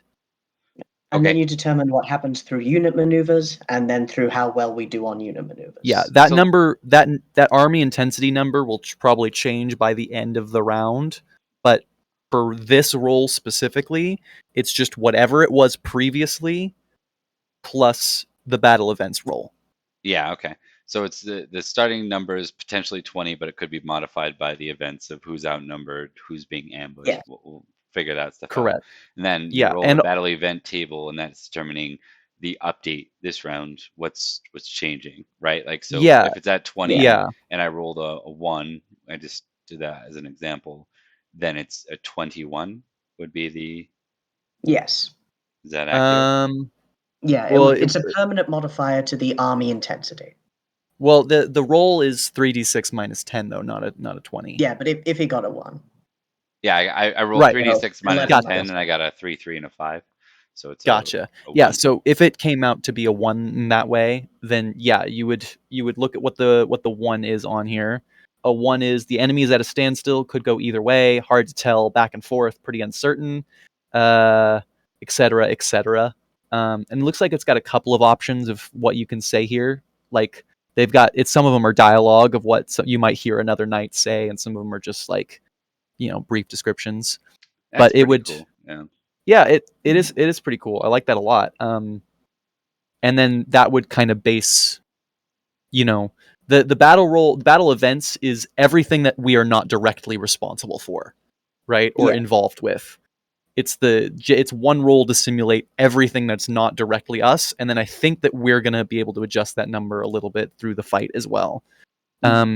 So there are certain so that's like automatic the macro view I was talking about earlier, right? Like it's yeah. like, Yeah. Exactly. There are certain. I've goofed my page. Where did it go? Incidentally, first goofing your charge. page is something that you can also do in Correct. in Pendragon. It's just generally that comes with a It's- lot of loss of glory. Yeah, it's somewhat frowned upon. Mm. So automatic events, when the army intensity hits a certain level, it automatically triggers certain things. If the army intensity is 0 or less, you can go into negatives apparently, is 0 or less at the start of the second consecutive round, the entire enemy army routes. You have They have to attained take time to route. a decisive victory. The enemy unit maneuver is run away, and the player's units may chase. When army intensity is 0 or less at the start of a single round, the enemy army hesitates. Heroes among them may attempt to rally the battalion entirely at the game master's discretion. The enemy maneuver is withdraw. Player units may follow. So if it hits 0, you get to decide whether or not the fight is over or if they're going to try to rally one more time. But the idea is that they are booking it, and you are just trying to figure out what's happening left. I will note one thing. Where did you read that The part? direct. It's right next to the chart. Automatic events. Yeah. Oh, okay. Okay. The army intensity doesn't have to be 40 or 0 for the battle to end. That's just automatic what happens. Yeah. Other things can cause the battle to end. It's just if it gets to that point, Yeah. they've got to respond a certain way. So if it's at 0, it's really good for you, and if it's at 40, it's really bad. Really bad. Correct. Yeah. It is. The lower it is, the better for us. The higher it is, the worse. Right. When army intensity is at 10 or less at the start of 2 consecutive rounds, the enemy army signals the general retreat at the start of the second round. Heroes among them might attempt a maneuver of encourage battalion entirely at the game master's discretion. Enemy unit maneuver is withdraw. Player units may follow. So the vibe is if it drops to 10, they're on the back foot. Yeah. And it's essentially the same on the reverse end. And a 10 or less for 2 30. rounds in a row. Okay, I'm tracking with that. That sounds. Yeah. Nothing notable for 11 through 29, and then it's kind of the reverse for 30 and 40. Except for one difference is when army intensity is at 30 at the start of a round, your army has been pushed back and suffered significant losses. Player units may attempt to rally the battalion at this time. So it looks like we get an opportunity to kind of like react the first time it hits 30. Or any time that it's at 30. The other ones, right? Doesn't say 30 or higher, but I think it means 30 or higher. Right. When the army intensity is at 30 at the start of 2 consecutive rounds, your army commander signals your general retreat at the start of the second round. See not retreating next page for consequences. I read you decide to say, fuck it, So I'm going to fight all of these Saxons myself. If you search Darren your way into that. When army intensity is at 40, the army panics. Infantry in the rear ranks is already moving away. The rally battalion maneuver may... Oop. Oh, we lost him for a bit, but he's back. Do you live, sir? Are you there? Who? I don't know. Liam. Liam died. I assume you. Okay. Can you hear us, Liam? Uh-oh. Can you guys hear me? We can hear you. Oh, no. Can someone type to him? Perhaps it was I will. me.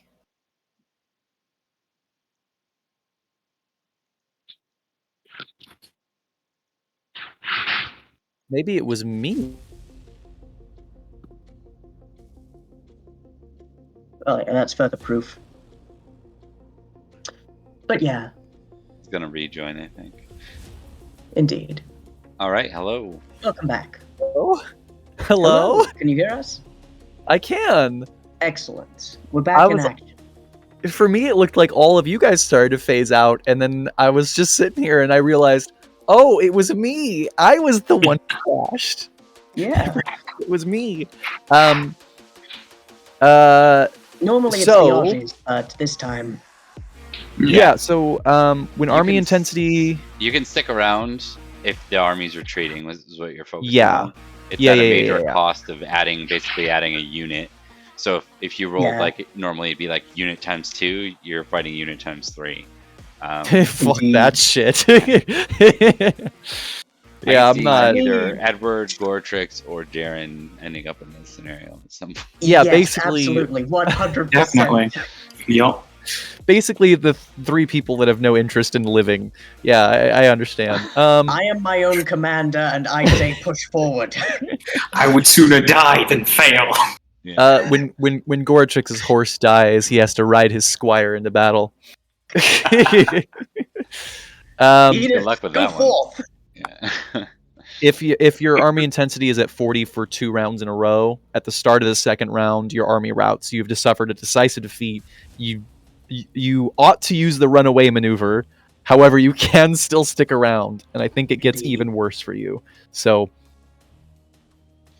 Okay, so Yeah, that's- I think we're that's on the exciting. unit intensity now.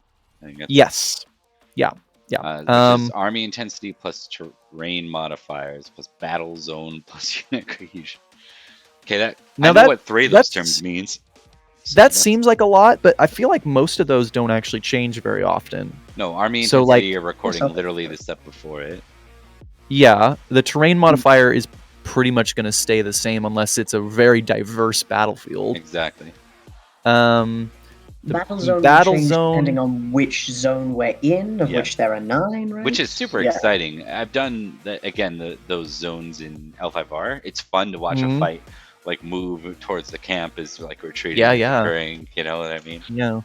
Mm. Unit And intensity unit for the cohesion round. are temporary modifiers based on what exactly is happening.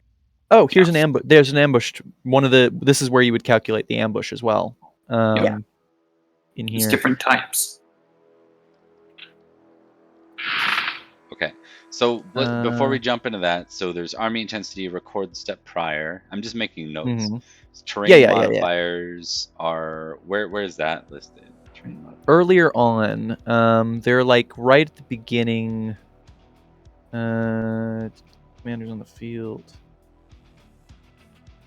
It's listed right below the terrain modifiers. It's listed right below the unit cohesion thing on page 30. PDF page 37. Oh, that's such a weird place to put that. Ah! It's where it lists. It's where it mentions terrain. Oh, it's But yeah. optional. That's why. Mm. It's Yeah. not something that it assumes that you're going to be using off the bat. PDF page 37, right? No, book 37. No, yeah, sorry. You're right. My bad. Book 37. Jesus. Book 37 of And he came up with 29. 36 of these babies. I thought this was just the Book of Battle 2. I'm confused. So I gotta read it. Book of Battle 37. Battle hard. Please battle refer Book fast. of Battle 1. Is it Unit cohesion. Rocky now? Yeah, and then the battle zones. Where are you in the battle at this round? Refer to the battle zone chart on page 20 and apply any modifiers. Did it say how we determine where we are, or is that just something that Bob decides? Bob would mostly decide it, but I think we do would that through generally roleplay. start. Yeah, we would generally start either at our camp or in the wolf zone 4 or something.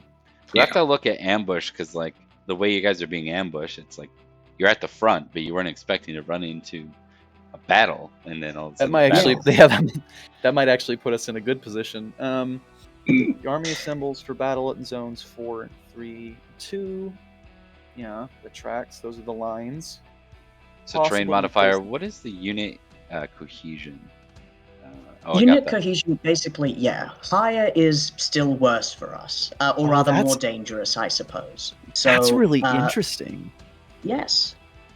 Well, it's an intensity modifier, I suppose. So if we're disengaged, that's minus 20. We're not fighting an enemy, so the enemy threat level is pretty low. If we're broken, if we're disordered, it's harder to fight the enemies. If we're in a position of honor, they're going to send their best fighters at us. And if we're on the enemy flank, it's going to be easier to whack them with our rhythm sticks. Can I get someone to do me a favor? I'm just getting this idea. Do you guys remember just I'm gonna exit out of here for a second, and Liam's reading ahead, which is perfect.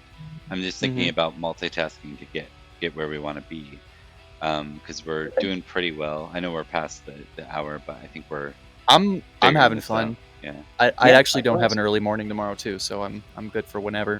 Do you guys remember Yeah. this page on Roll20, like the big Yes. battle? Yeah. So Yeah. I figure, we might move the terrain, but we should do something where we take all these charts and copy And just cut kind of them out. put them up. eh? Yes, Put them put up them like into we the did. darkness. Yeah.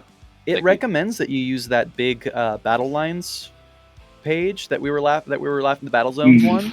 Yeah. It says it recommends that as a battle mat, and we could easily put our tokens on there to keep track of that aspect. And it's got all the modifiers written right on it. Okay. So like, Yeah, 100%. you know what I that should is do? I should pull that up in Photoshop and lower the opacity, so it kind Right, of just overlays kinda overlay it. over a map. That would be pretty Yes. sweet. Over That a would be map super or over cool. a background. Yeah. That is going to be on page 15 exactly in the book. It's not got a number written on it, but it's pretty early on. I think what I'll do is I'll make a copy of the feast page, without the map and lighting, without the objects and tokens, without the GM info. This is. I know we're making fun of this a little bit, but I am actually getting really excited about this. Quiz, I think yeah. it'll be cool. And yeah, I'm excited because we're gonna win. We're Or gonna we're win. gonna die so- horribly. One or the other. Disengaged is a -20 modifier because we're straight up not fighting anybody. Yeah, It's that's like- why the first charge is at a -20, because the people that are gonna hit us are at the end of our charge.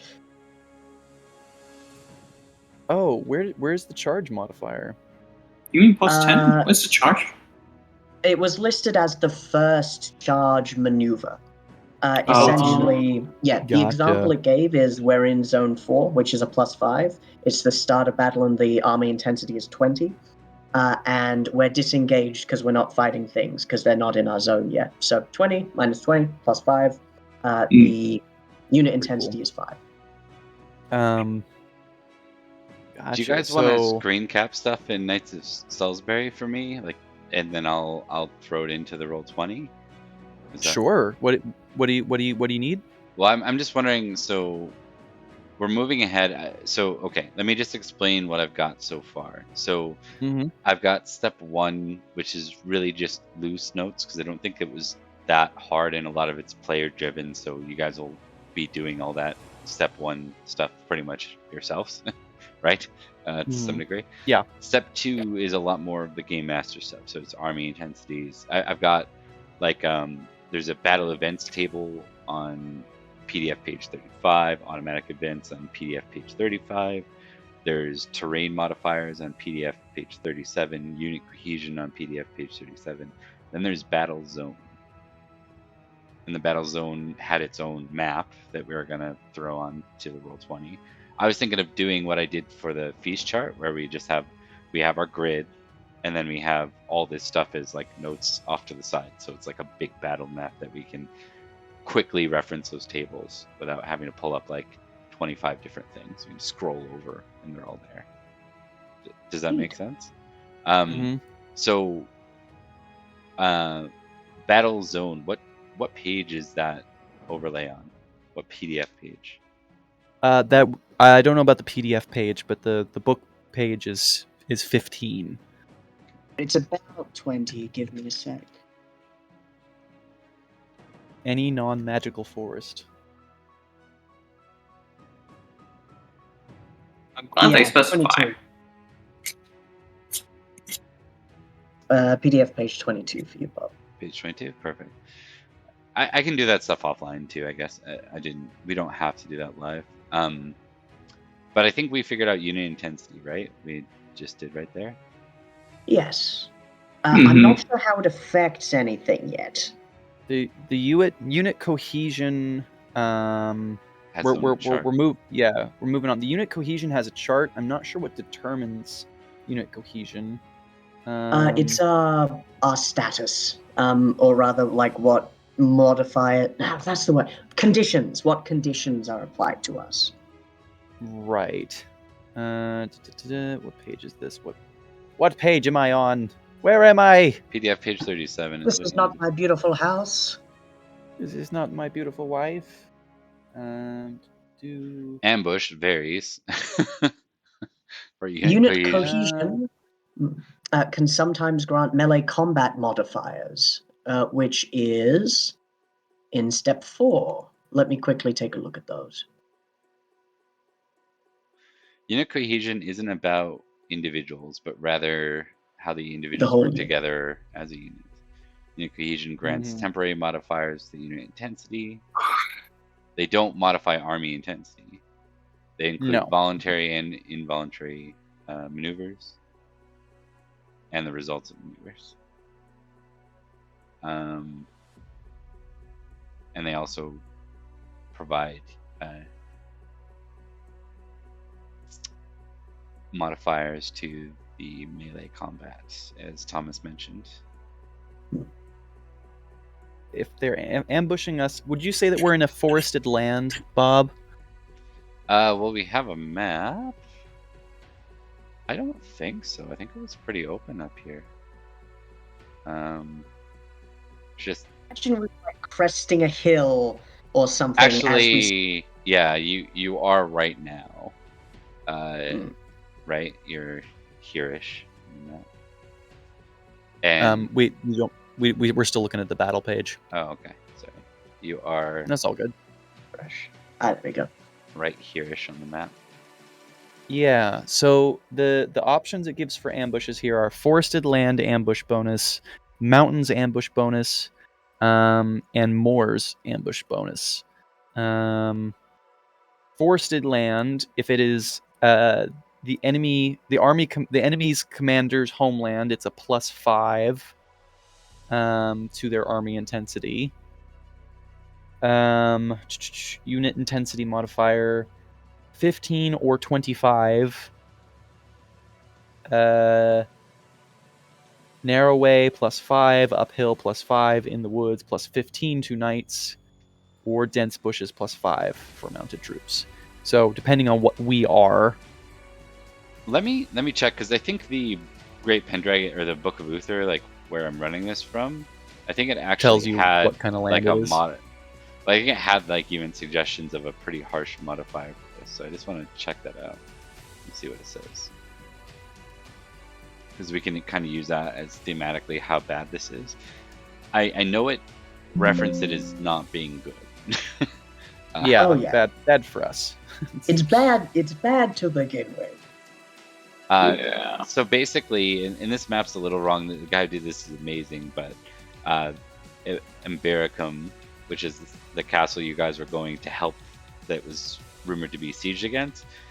Somehow the Saxons caught wind of the approach of Uther's advance and turned away from the siege, and instead came full force at Uther head on. Sallying out to meet us. Yeah. So that's kind of the scenario. And Imbericum should be right here, which is one of the biggest cities. Is like London, then it, as far as like on the island right now. So, but let me see what it says. Oh, there's the first charge. I see it, Thomas. Uther has superior troops. Uther is utterly surprised. -10. We'll be fine, probably. But they are on foot, at least. So there is that. They are on foot. They also outnumber us. They surprise us. But we've got horses, and on the right side of the river. And we've got the better arms and armor. Yeah, it says Uther's surprised the troops +5. Uther's utterly surprised -10. And then since Saxons are on foot, mounted knights get a +5. The weapons go. Yeah. Yep. And unless the Saxons have a specific head commander, Uther will take. Uther will win out over, tribal chiefs.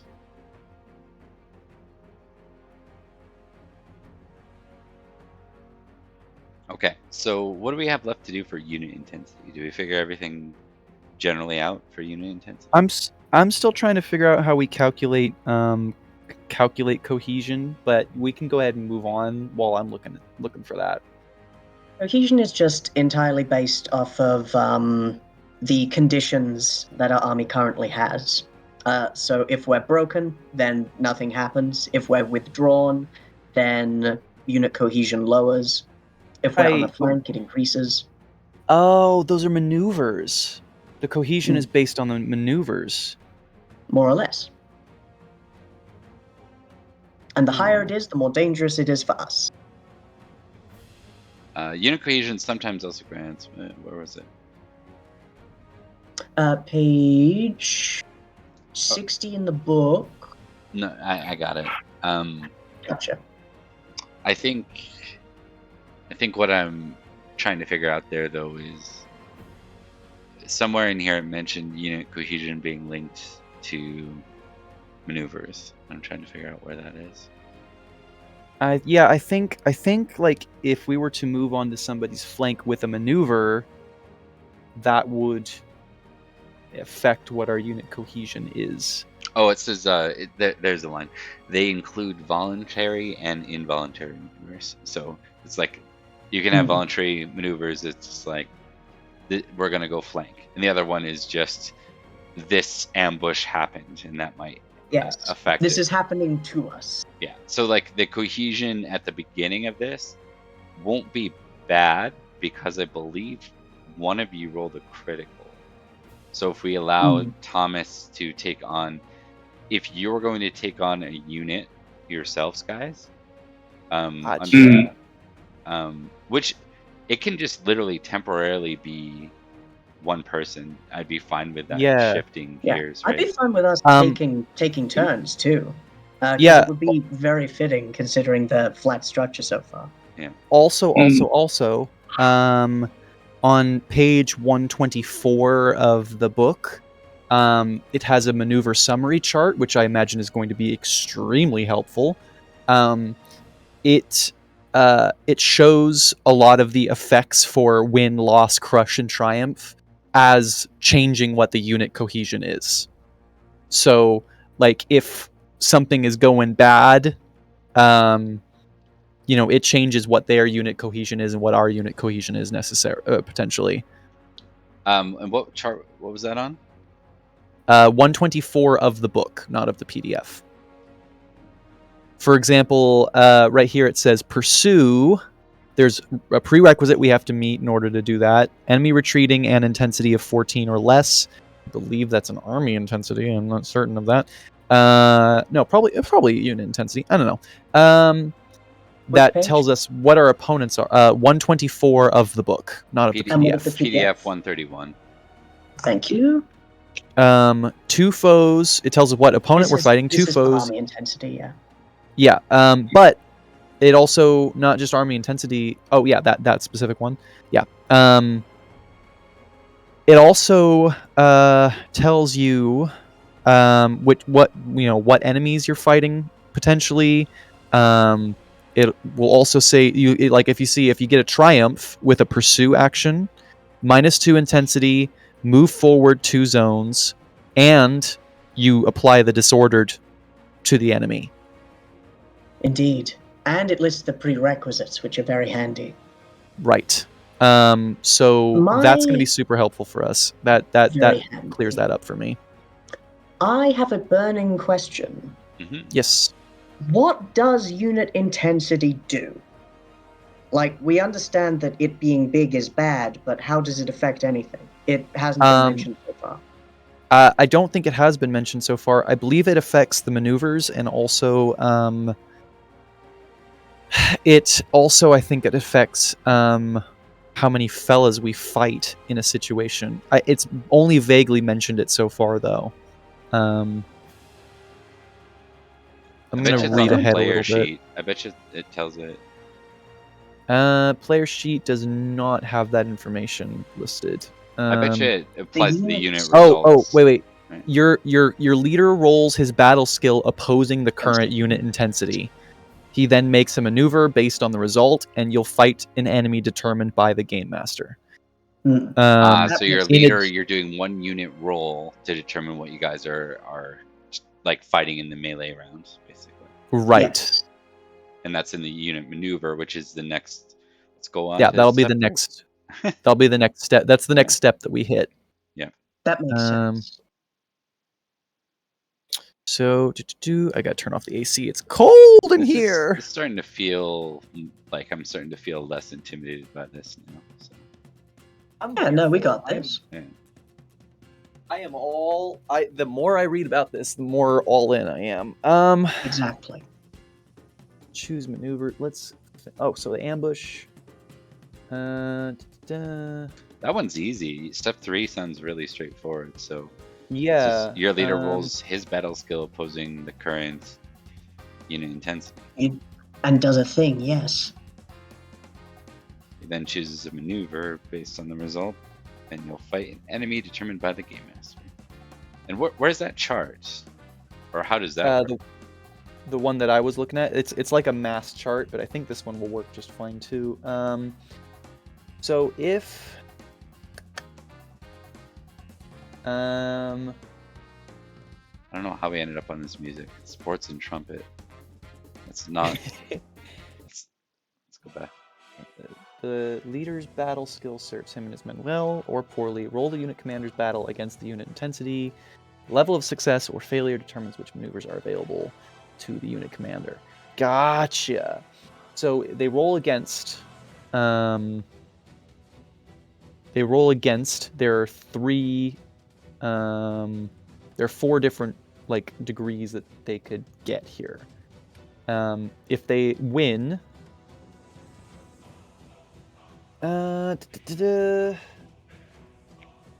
If we win the battle roll, we can make an offensive. If we lose, we make a defensive.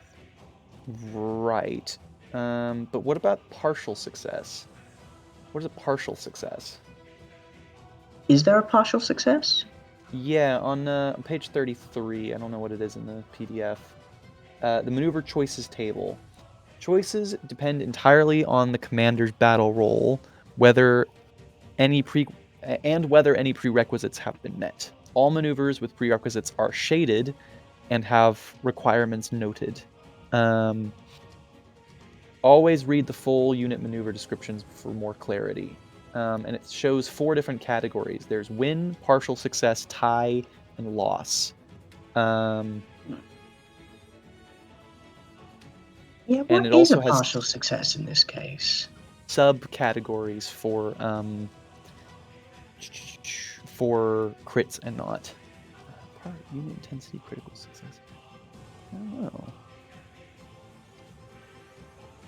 That's really cool, though. I do like that the commanding role gives you a lot of options to choose from. I'm gonna run to the restroom real fast, but don't wait up for me. Yeah, no, it's all good.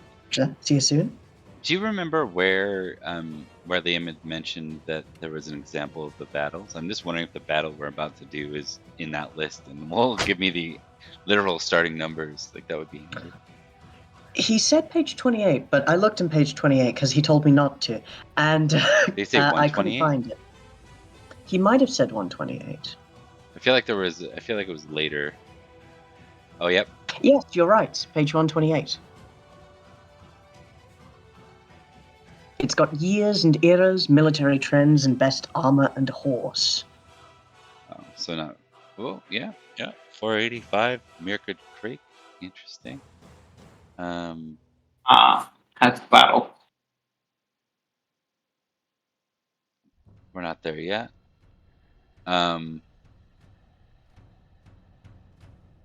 Chainmail and nasal helm. Nasal.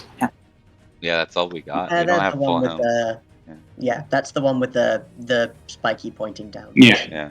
It sounds like a type of nasal spray. Just nasal helm. I love Nasal this helm. because That's it the literally doctor talks prescribed about for you. it talks about the technology, the actual century that you're referencing. So like in this era, we're basically in the 10th century of armor and technology. And then anarchy goes to 11th. Then Code of Chivalry, like when we get to the Boy King era, it's like 12th century. By the end of it, we're in like the full scale, like 15th century, like plate mail armor kind of era. So. Indeed. Really, Yeah.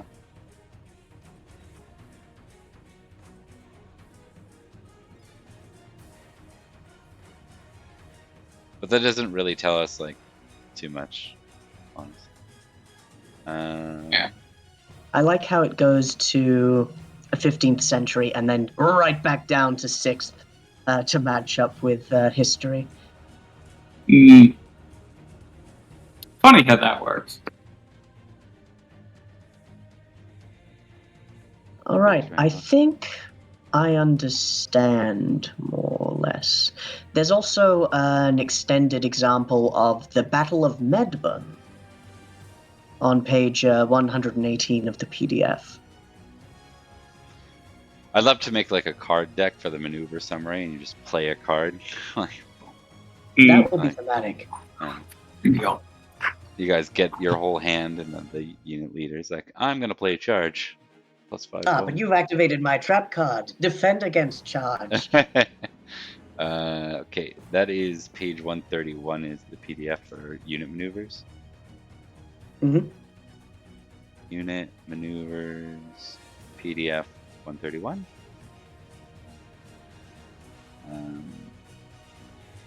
That's step 3. What's step 4 of combat? Melee combat.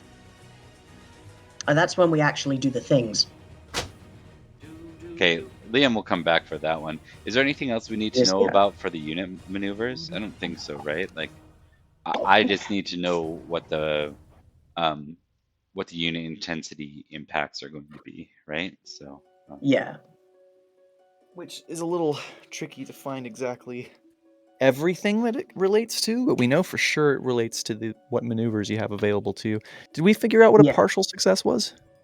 oh, that's right. No, not yet. We are working through a few 'Cause- other things. Yeah. Yeah. Because we roll against the enemy's. We roll against the unit intensity, battle versus unit intensity. But what's a partial success in that case? Because it's either a win or a loss or a tie. Or a tie. Maybe that's if you Maybe- both succeed? Wait, is it so Yeah, your but if you leader both rolls his succeed- battle skill opposing the current unit? Ah, I know what you're saying. Oh, you're exactly right, Liam. It's if they succeed, but we succeed a little better. It's like when an opponent hits us, but we succeed on our sword roll, so we can bring our shield up to defend against it. I see. And a tie is probably we both fail? No, because you can crit on a We both get the you same can crit thing. on a tie. Where does it Yeah. mention the partial success? Ooh. Page 33. Not PDF. There's 4 different categories of maneuvers that you can choose. The partial success is something. Page What? 40 on the PDF. Okay, yeah, got it. I got page 16 shows partial success or failure or fumble. Yeah, Oh, I'm looking at that. That's right the now, too. army. That's the army one. Gotcha. Army commander battle roll. I think that might be a term defined in an actual Pendragon book somewhere, but I don't know. What, partial? Yeah. Yeah, partial Gilad! success. Partial success is always it's when you succeed, but the opponent succeeds better. I see. I see. I So- thought that was just a loss. No, because so partial success would be like Yeah. applying your shield. It works out that Yeah, way, exactly. but it's still considered a partial success from the rule books. You know what? I'll pull up I have all the books up anyways. Might as well read I'm it. looking at it right. I'm looking at it right now too. A loser in an opposed resolution may achieve a partial success, i.e., a roll that succeeds relative to his own statistic, but which loses relative to the opponent's roll. Correct. Yeah. It looks like so it's if you succeed but you didn't get as high as them. Yeah. So is a tie exactly the same, or is it if you guys both fail? No, it means that the situation is temporarily unresolved, although time passes while the combatants contend with one another. Ties may Right, have but specific results. In terms of dice, a tie would be you both fail, or would it be? You both succeed at 14. So it has to be exactly the same number. Yeah. Yeah. And so, for example, one of the benefits of a sword is if you're fighting someone that without a sword and you tie, you break their weapon. That's cool. I think I knew That's what I that, but realized. still, Yeah.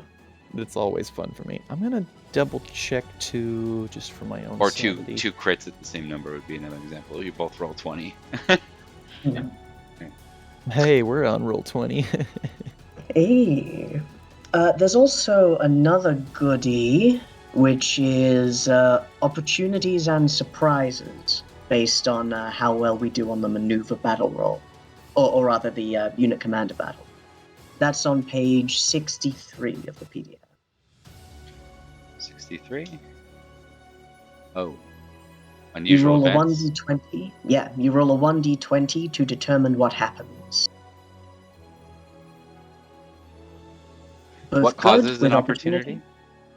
If you look back on, I believe it was page 33, it's when the unit commander rolls. Wait, hold on.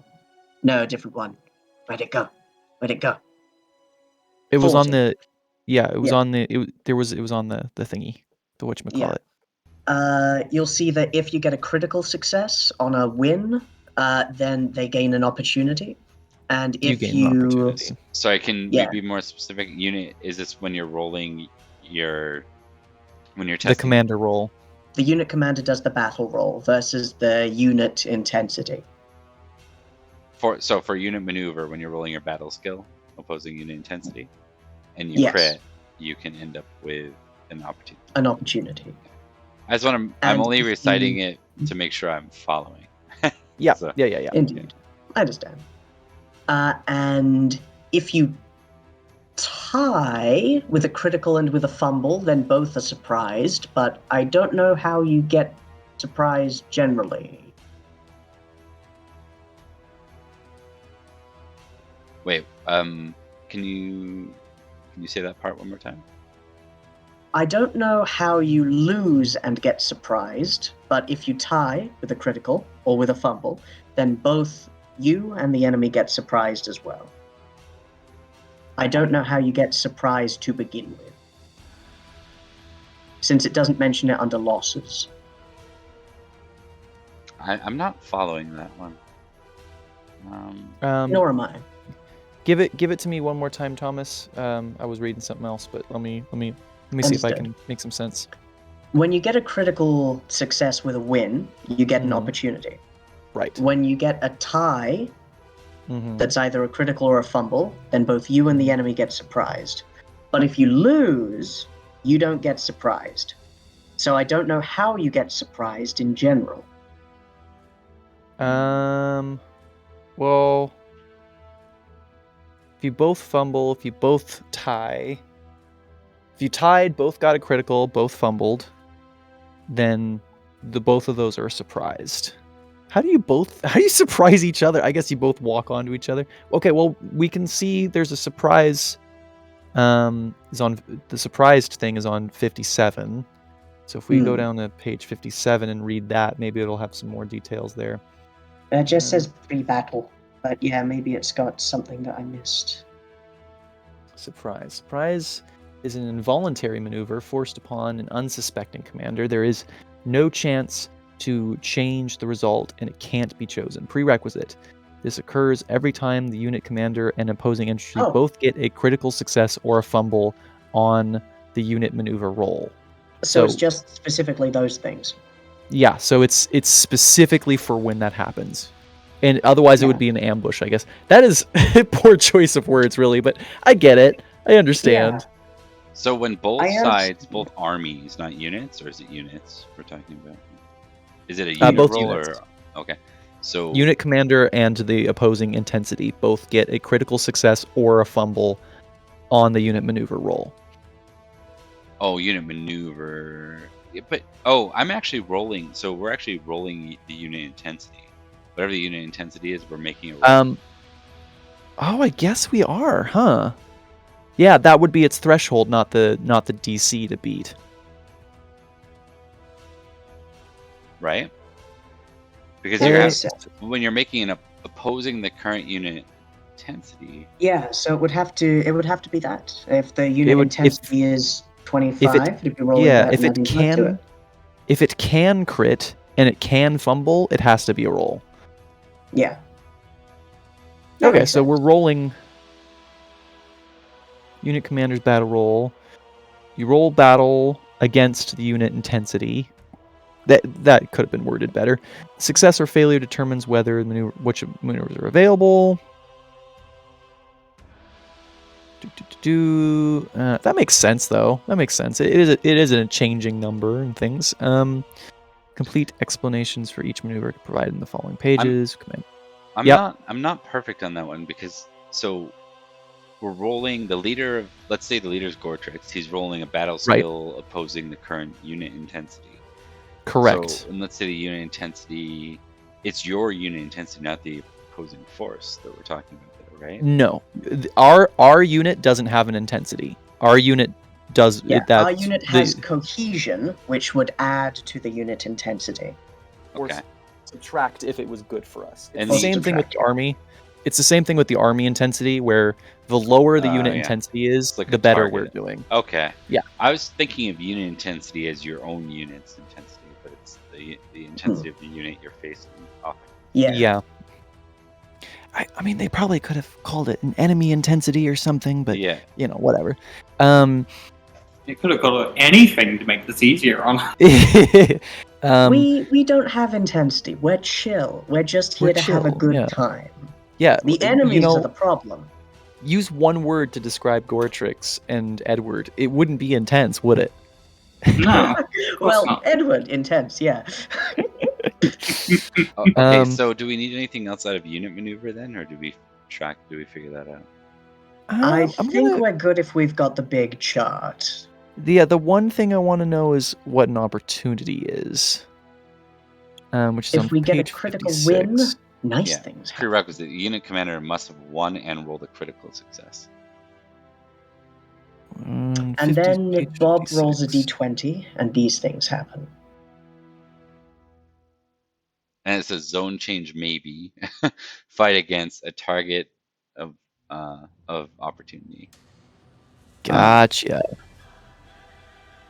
So it's Attack one random enemy, but with a -5 to the melee weapon roll. Do not change zone or tie any type of success. So it's just a special thing happens. It's like a special. Yeah. It's An like extra thing. the special chart. Like something happens.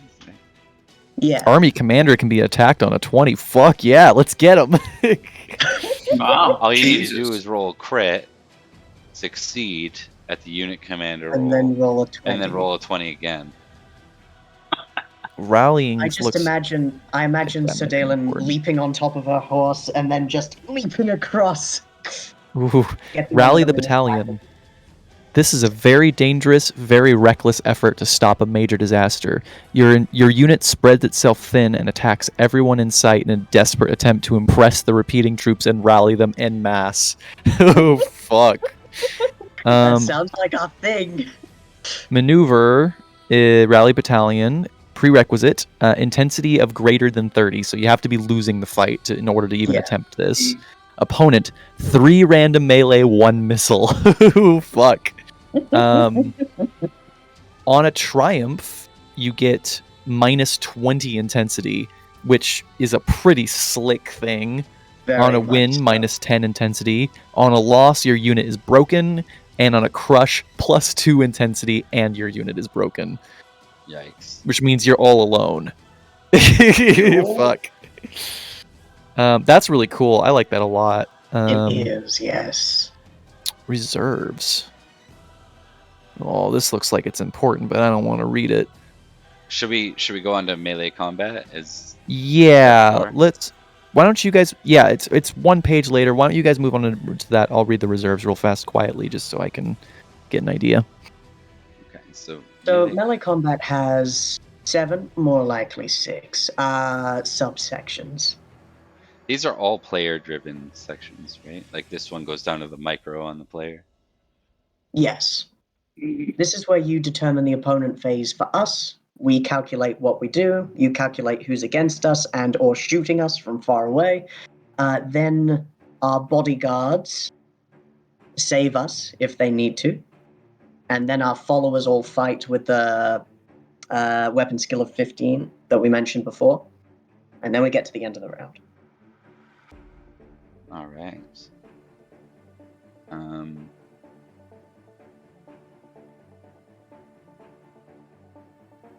Let's do this. So, where's that player sheet again? It was really handy. It's way Oh, there we go. There we go. I've got it bookmarked on mine. I've got it bookmarked on mine, but it's not. Oh no! I just goofed it so bad, you guys. Oh no.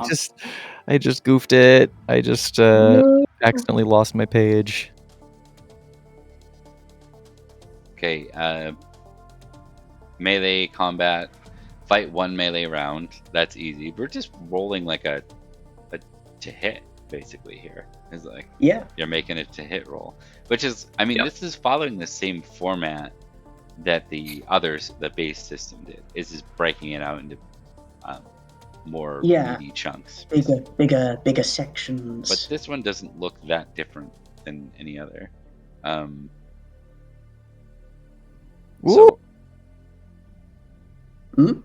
Sorry, I'm looking at the reserves rules. It's not really important because it's not something that is going to really be done until Arthur's time. But you get you receive reserve glory when not in combat, so you get a little bit of glory. Then once you jump in melee, you get double glory for the first 2 combat rounds because you're the big dick badass guy walking onto the battlefield. Then normal glory for the rest of the fight after. Furthermore, you get a modifier of -10 unit intensity for the first round as you. No. Fresh, friendly, reserved, modify the unit intensity. After having a second, you get an attack with another, and also a defend. Like you get a bunch of bonuses to actually fighting people when you get in there. Very nice. But they can also pull that trick out as well too. So. Anyway, that's it. That's all. Continue. I'm just copying some notes from that night cheat sheet because it's really handy. But it just talks about so what there's a lot of really useful charts later on too that we just haven't even gotten to. Yeah, and some of those will be like very specific. It's like do a little tiny bit of research before a session, right? I'm not gonna copy this. This is all there. So for melee combat, assuming we have the player page 1 battle reference up, it covers off like whether you're alone, disordered, on a flank for a unit, and mounted versus unmounted, guiding and encumbered, and then you roll the melee outcome, right? So you either have a triumph. Wait. Oh, that's fun. Okay, so you're actually, if I understand this correctly, we're doing, when you fight one melee round, you're doing it just like you were in a melee normally, except for there's a couple of modifiers, impacts, but it also impacts the results of the unit.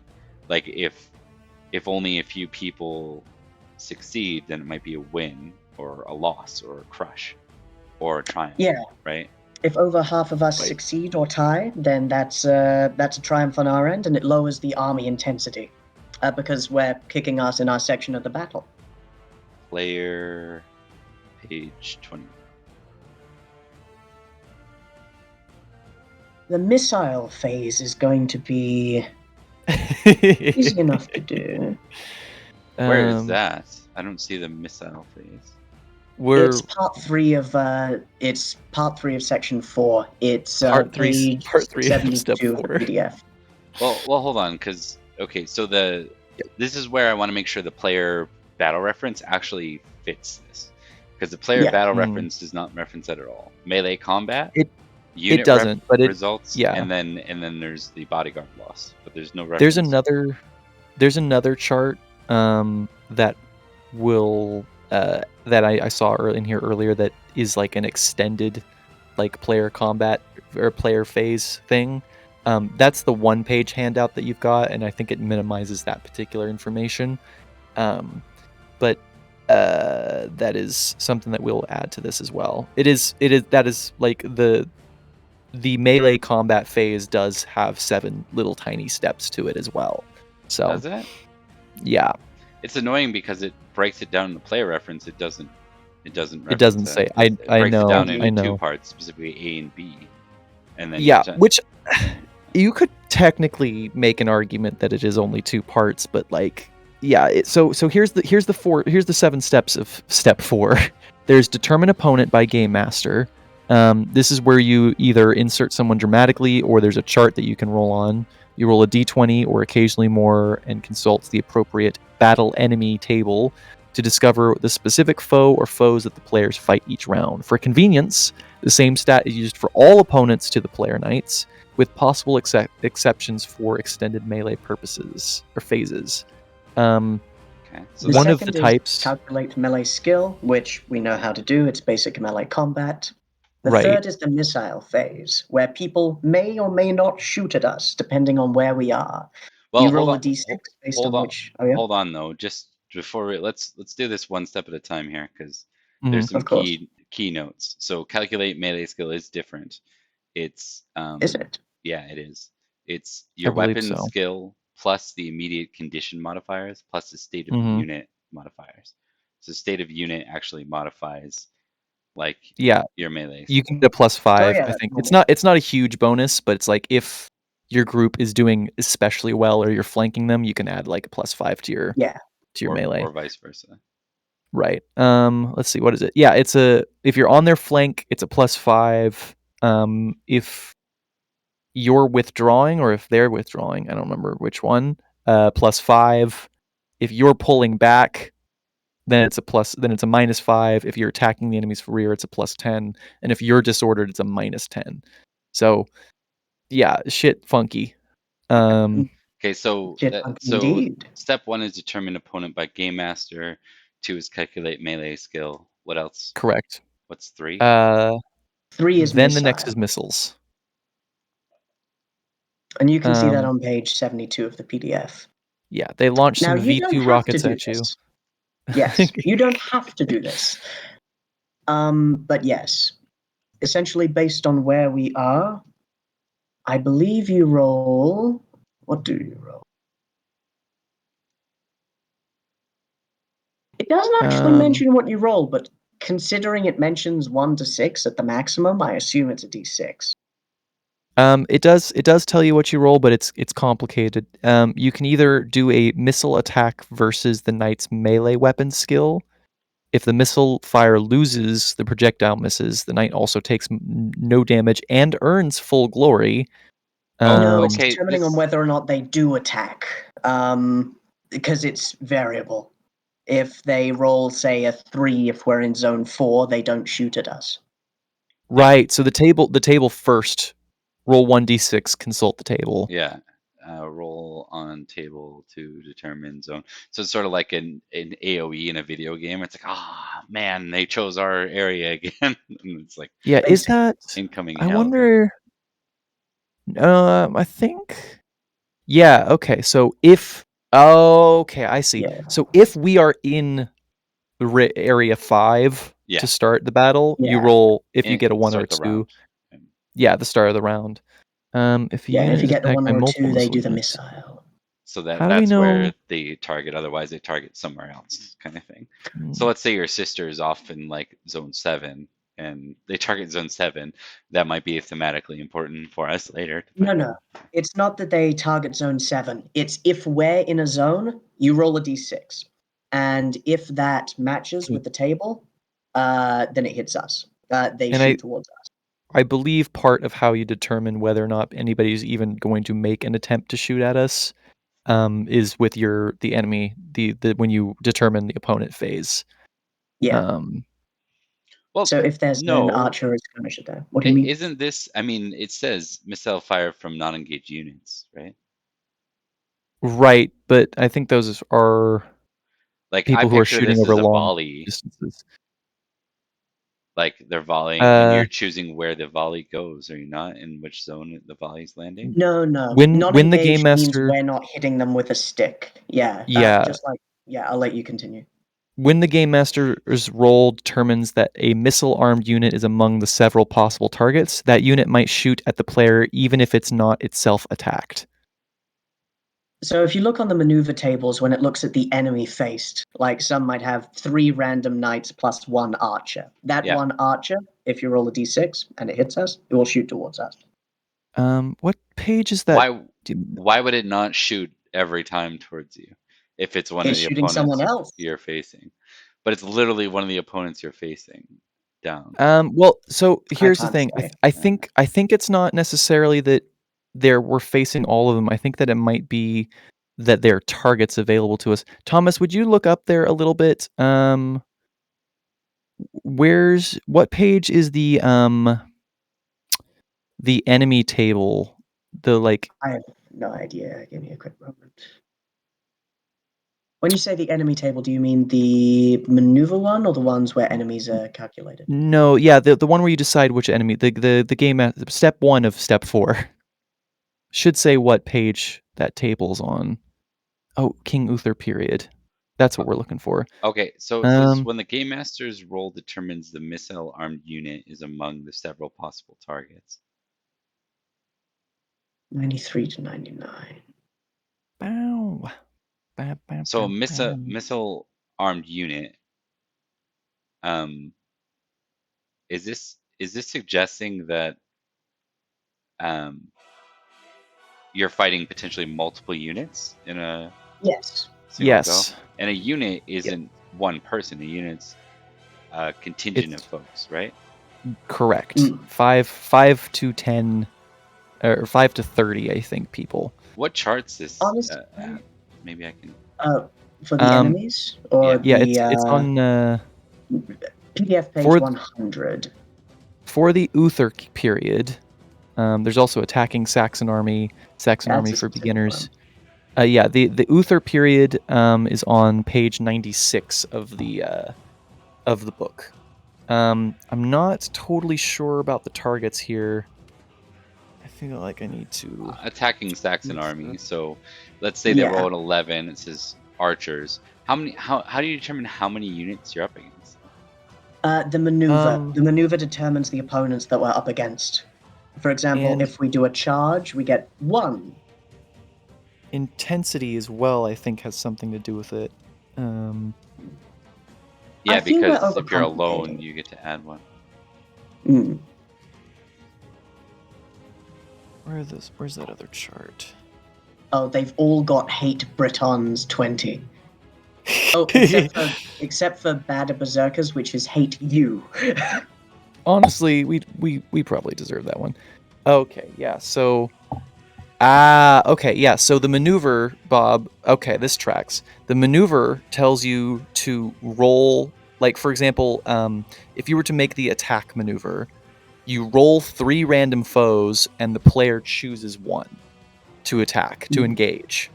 In that situation, if you had rolled a missile unit that wasn't the one that we choose to attack. What was the example you used? Sorry, just want to make sure I'm tracking.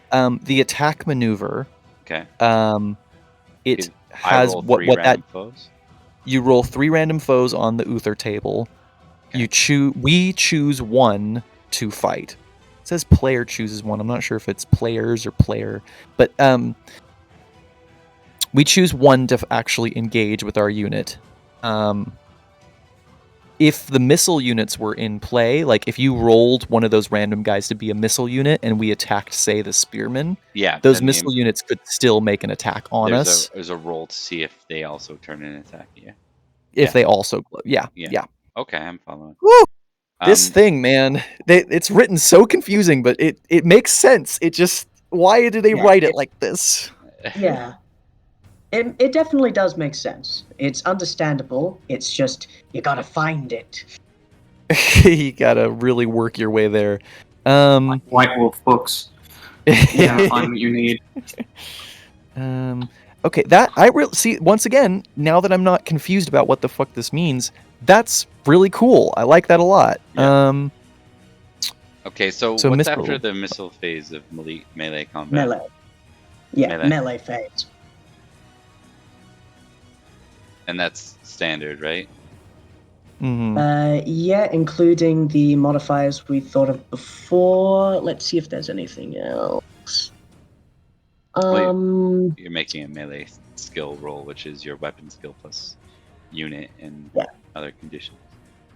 It's not necessary for you to keep track of wounds or damage done to the enemies. If an opponent is an important character or capable of being captured for ransom, we should be able to capture him alive. Otherwise, especially with critical successes, the opponent may be assumed to be dead or unconscious as suits the story. All that's relevant is that we win, tie, or lose. Right, I get that. That's cool. It's thematic. Like Yeah. When you get down to the micro level, it seems to be more just theme. You're not rolling out an actual like full scale combat. You're just rolling out like some targeting attacks. It's interesting. Okay, what's step 5 of melee combat? 5 is bodyguard phase. If you'll give me a quick second, because I need to plug in. There we go. Bodyguard phase. If you're going to use the bodyguard phase, so we don't need to, do so now.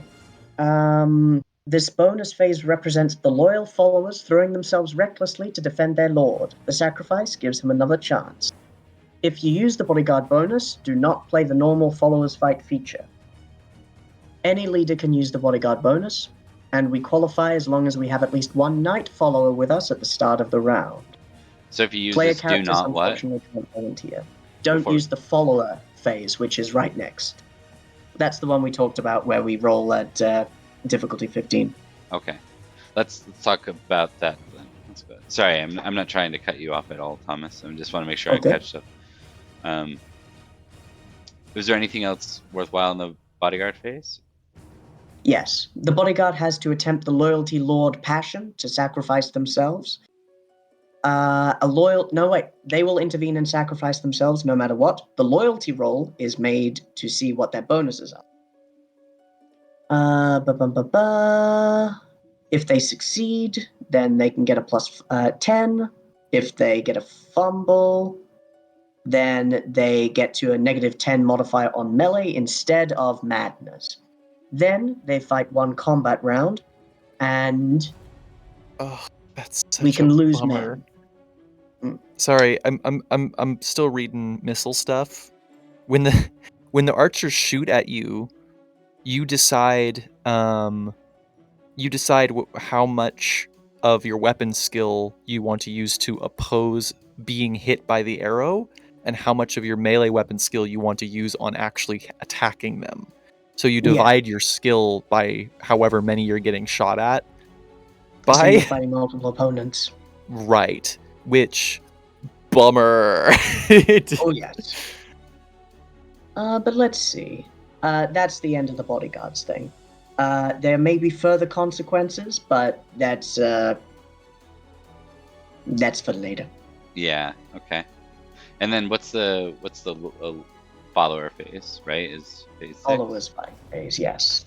All follower units fight one round. So that's after we've hit people with our sticks. Gotcha. They roll their weapon skill 15 versus the unit that was fought that round. I don't know what it means by that. Weapon skill 15 versus what? The unit that was fought that round. Does that mean like they fight a spearman, or does that mean they go against the unit intensity? Means whoever you would normally fight, they're fighting too. Oh, got you. Yeah. Okay, cool. So if you guys roll on that chart and end up with the Saxon that hates you, they're also rolling against the Saxon that's empowered by the hate you. I think that makes sense anyways. Indeed. On a critical success, a win or a tie, we don't lose anyone. On a loss, we lose one man or 1d6 if we're infantry against a mounted person.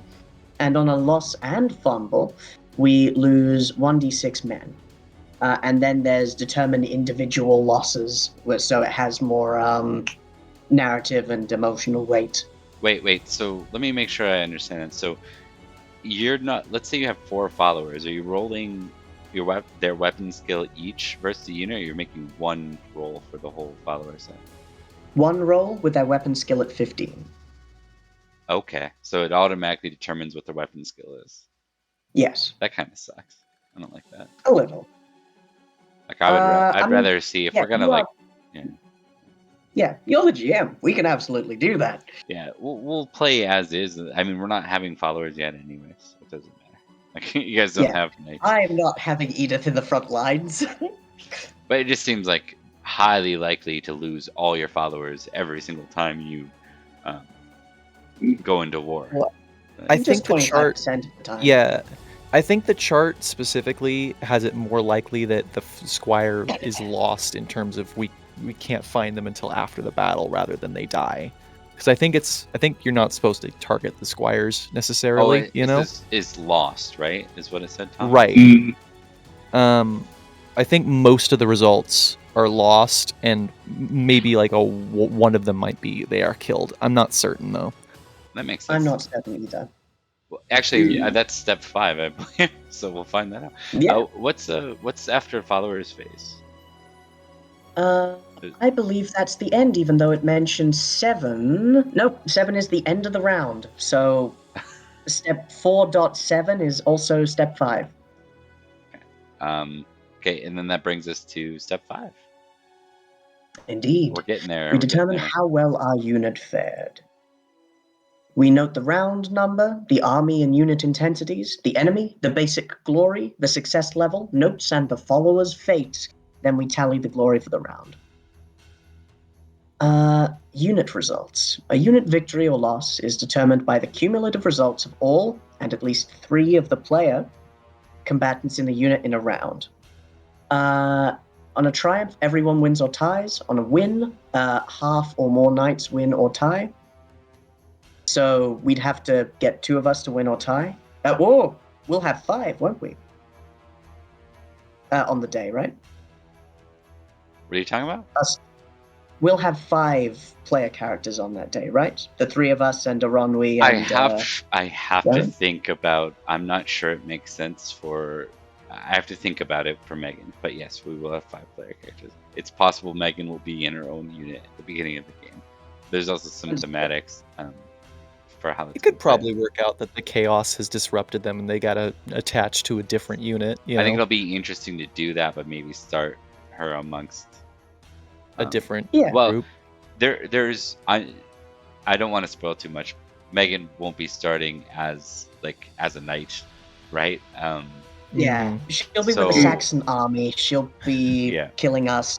We'll be doing some more. We'll be rolling for the beginning of the fight. We'll be going more thematically through her versus the tactics, and then she'll be falling more into the tactical side of things. Absolutely. But yeah, that was just me doing the mental math on how many of us will need to win. If all of us win or tie, then we lower the overall army intensity by 2. So that just shows that we're kicking enough ass that we're turning the tide. Mm-hmm. So if we break step 5 into subsections, what do we got here? Wounds. Look at results of melee combat. Wounds is one of them. So determine wounds, right? Yes, if we lost. And determine glory. And then squires. And then I think squires is it says loot, squires, and followers. Yeah, so I'll be back in a moment. I gotta go do something. Okay. All right. Roger that. See you soon. It says loot, squires, and followers, but that might be at the end of the battle. At the end of the round, there's just squires, unless you count captured horses as loot.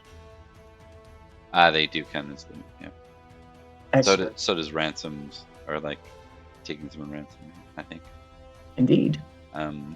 So what about the squires and followers? I think we need to know that. For each squire, and we roll individually for each squire we have, but we just have one, we make a squire roll for them. If they succeed, they can do one of a list of actions, such as give us a new weapon, give us a new horse, give us a horse and then climb behind us, dismount, retrieve our dead or unconscious body and load it onto the horse, or a similar action as deemed appropriate by the game master. On a critical, they find an extra horse and can do any one of the success actions as before. On a failure, they're separated and go back to camp. Not available again until we head back there. They try to keep you being a knight in the middle of the combat. I get it. That makes sense. Yeah.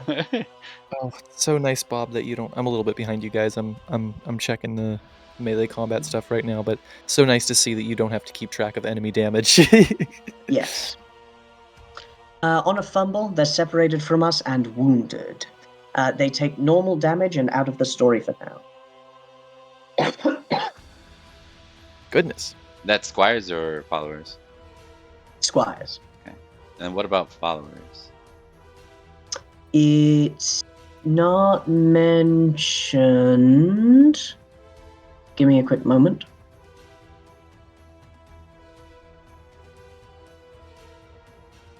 I'm just going from the It's not mentioned. synopsis of play from before. Yeah. It's not mentioned until the end of the battle, which is chapter 5 after the battle. Which is what happens to lost followers. Do you want me to read out the lost followers section? 1 sec. I just want to see what the knight. What was it? Page 21, right? There we go. It says end of the round. Make a squire roll. Roll for captured horse table. That's it. That's all it has for the players. Which is weird because it doesn't mention the followers. Right? Yeah, that's after the battle. This, I imagine, is a per round thing. In fact, I know it's a per round thing. The followers isn't after the battle stuff. Okay. And what were you offering to read out? What happens to lost followers after the battle is done? Yeah, sure. So, as before, like Liam mentioned, if we lose on the follower roll, then our followers are lost. We roll a d20, and based on modifiers of if we won or if we lost, or if a bodyguard bonus was used, some might return, some might not. And for that, that's mostly death. When the loyal followers of a leader are lost, we attempt a loyalty followers roll, which we don't have. And if successful, we fall into melancholy for a number of weeks equal to the number of knights killed. Okay, so if we were to break that down, we're just rolling to see whether or not they fall into melancholy, or you fall into melancholy.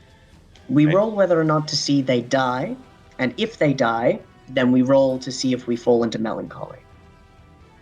If they don't die, it's all good. Everything works out.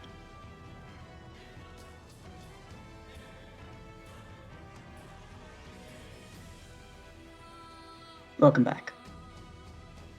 Good to be back. What you guys up to now? I think we're nearing the end. We just looked at followers at the end. Some might die. Death means that PCs might fall into melancholy. For 1 week per knight killed. A while. I guess not in the grand scheme of things, though. Yeah. Okay. I'm feeling pretty confident about this stuff. I think the hardest round Likewise. for me is going to be 2. The upfront stuff and step 2. Yeah. Right? Because the rest is kind of you guys deciding, and you guys will be kind of thumbing through it. But for step 2, I've got to do the army intensity. get you guys to roll that. The automatic events, right, is what you're rolling. Yeah. Or the You've got battle to events. calculate the You've got to calculate the beginning army intensity and the conditions that will happen at the beginning, and then from there, what happens in the battle will determine how it changes. Where are the modified army intensities in the book? How do you mean? Like the modifiers that impact the army intensity? Some of it can be if we get a triumph in our melee rolls. It can be the battle events, rolling the 3d6 minus 10.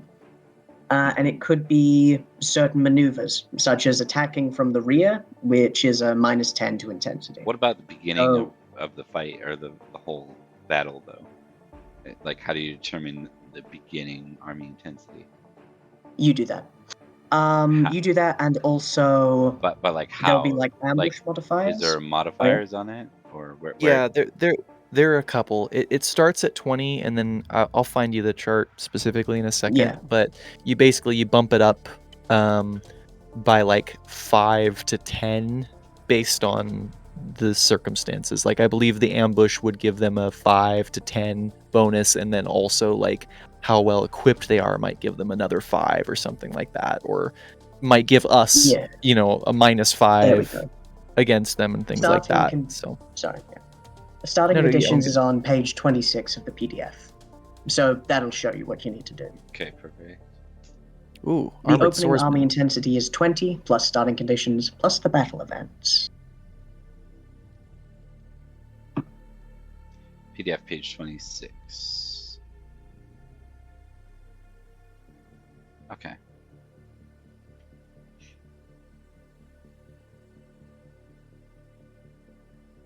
These are almost identical with the base rule one anyways. So. Yeah. I already know what the first round is going to be. Goratrix, feeling himself, is going to go, get them! And then he's going to die round 2. Ooh, guys, if we get a 14 or a 15 when Bob's rolling for what we fight, we might fight some flashy warriors or grim warriors. Ooh. They've got we can ransom those guys. It'd be nice. Where's that? Where do you end up with that? They're always more dangerous though. Yes, they are. Yeah, they're rolling two-handed weapons at 25. Oh boy. So not That's why great. We have to attack them from the flank, and when they're not looking, and when we're on horses. Okay. Here's the one thing that I'm having a little trouble with. Mm-hmm. How do you determine how many knights are in the enemy's formation, right? Like if we're rolling melee, how do we know how many? I guess we each roll against one. Every knight rolls against one. Yeah, unless every we knight rolls fight against multiple one. opponents, but yes. In which case we would have to split against 2 full units of everybody. Yes. Yep. Yeah, because we just roll against. Yeah, we roll against one specifically, unless we're fighting multiple units, which happens if we fail. The unit commander fails a battle roll badly. It's a shame because this book really does just assume that you understand what it's saying with a lot of its language. Yeah. You know, it doesn't have a lot of here's what you're attacking. You know, and that works once I get it. But for a lot of it, it's at the beginning you gotta. There's not a lot of explanation of here's what the fuck you're fighting. Yeah, I agree. Still, yes, we all generally met using the White Wolf systems. We're vampire veterans. We've got this. Yeah, we're used to things never being in the spot where you actually need them. So, I've always said that if RPG book designers had to stand up to the standards of editing anywhere else, they would just bomb. They're just so poorly organized. And I don't fault Chaosium with this this is an older book for starters. I think we'll see improvements in that area. I think every I mean, it wasn't so long ago that pictures were like faxed copies in these Mhm. in these types of games. So we're gonna see improvements still. That editing will be considered a bigger deal. Definitely. And the new edition's coming out soon. Should we sign off there, guys? Are we comfortable with that? I feel pretty confident. Like, I'm not gonna be fumbling around with this thing entirely, which is a good Yeah. sign. Yeah, that's the goal. I definitely want to keep reading this to myself, and Bob, I'll probably, it's really easy for me to get screenshots of the charts and stuff. I'll probably send you some stuff, or I'll put it in the night's chat. But I think I'm ready. I'm good. Cool. I'm good. All right. Well, next week we intro Megan and we as our guest, and we deal with what could be a very dangerous fight for you guys. We'll see how it goes. It'll be fun. Regardless. Yeah, Looking forward to it. fine. It's All right. fine. Let's do some outros. I'm Bob. I wish I had more updates on stream. Here's what I can say. I'm working on better scheduling the various stream projects to make sure that there's some consistency. I'd like to continue doing the in nomine, choose your own adventure, GM-less, me, myself, and die thing somewhat consistently. And I'm going to do that more like I have been. The whole goal is it's a zero prep effort type of thing. So I'll sit down whenever I'm bored and feeling creative and roll that out. Hopefully once or twice a week. I actually played through a session and lost the whole session due to my audio. So I'm really sad about that. So I'll get back to that at some point. With Pendragon, we are nearing the end of 484, and then we'll be moving into the new game. This week we reviewed Book of Battle. Next week we're right back with the next episode. And then from there we'll be trying to continue. I'm finding that we're actually getting stuck more with like a twice a month calendar rather than every week most of the time. But it is what it is. I think it's bound to happen with busy people. And I'm the culprit a lot of the time.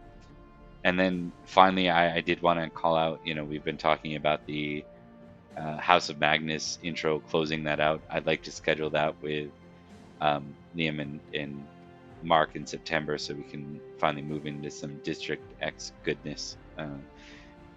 So if you're part of District X that is coming, it's meant to be a mini series type thing. So I'm not too concerned. Like once we kickstart it, I'd like to keep it somewhat consistently moving, like have a couple of episodes out a month for the entirety of it, but it might play out to be one a month for the people in one particular area. So we'll see how that goes. And It's gonna be very exciting. I have no guest streaming stuff. I'd like to continue to guest stream elsewhere. I've been working on a list of guest streamers to join.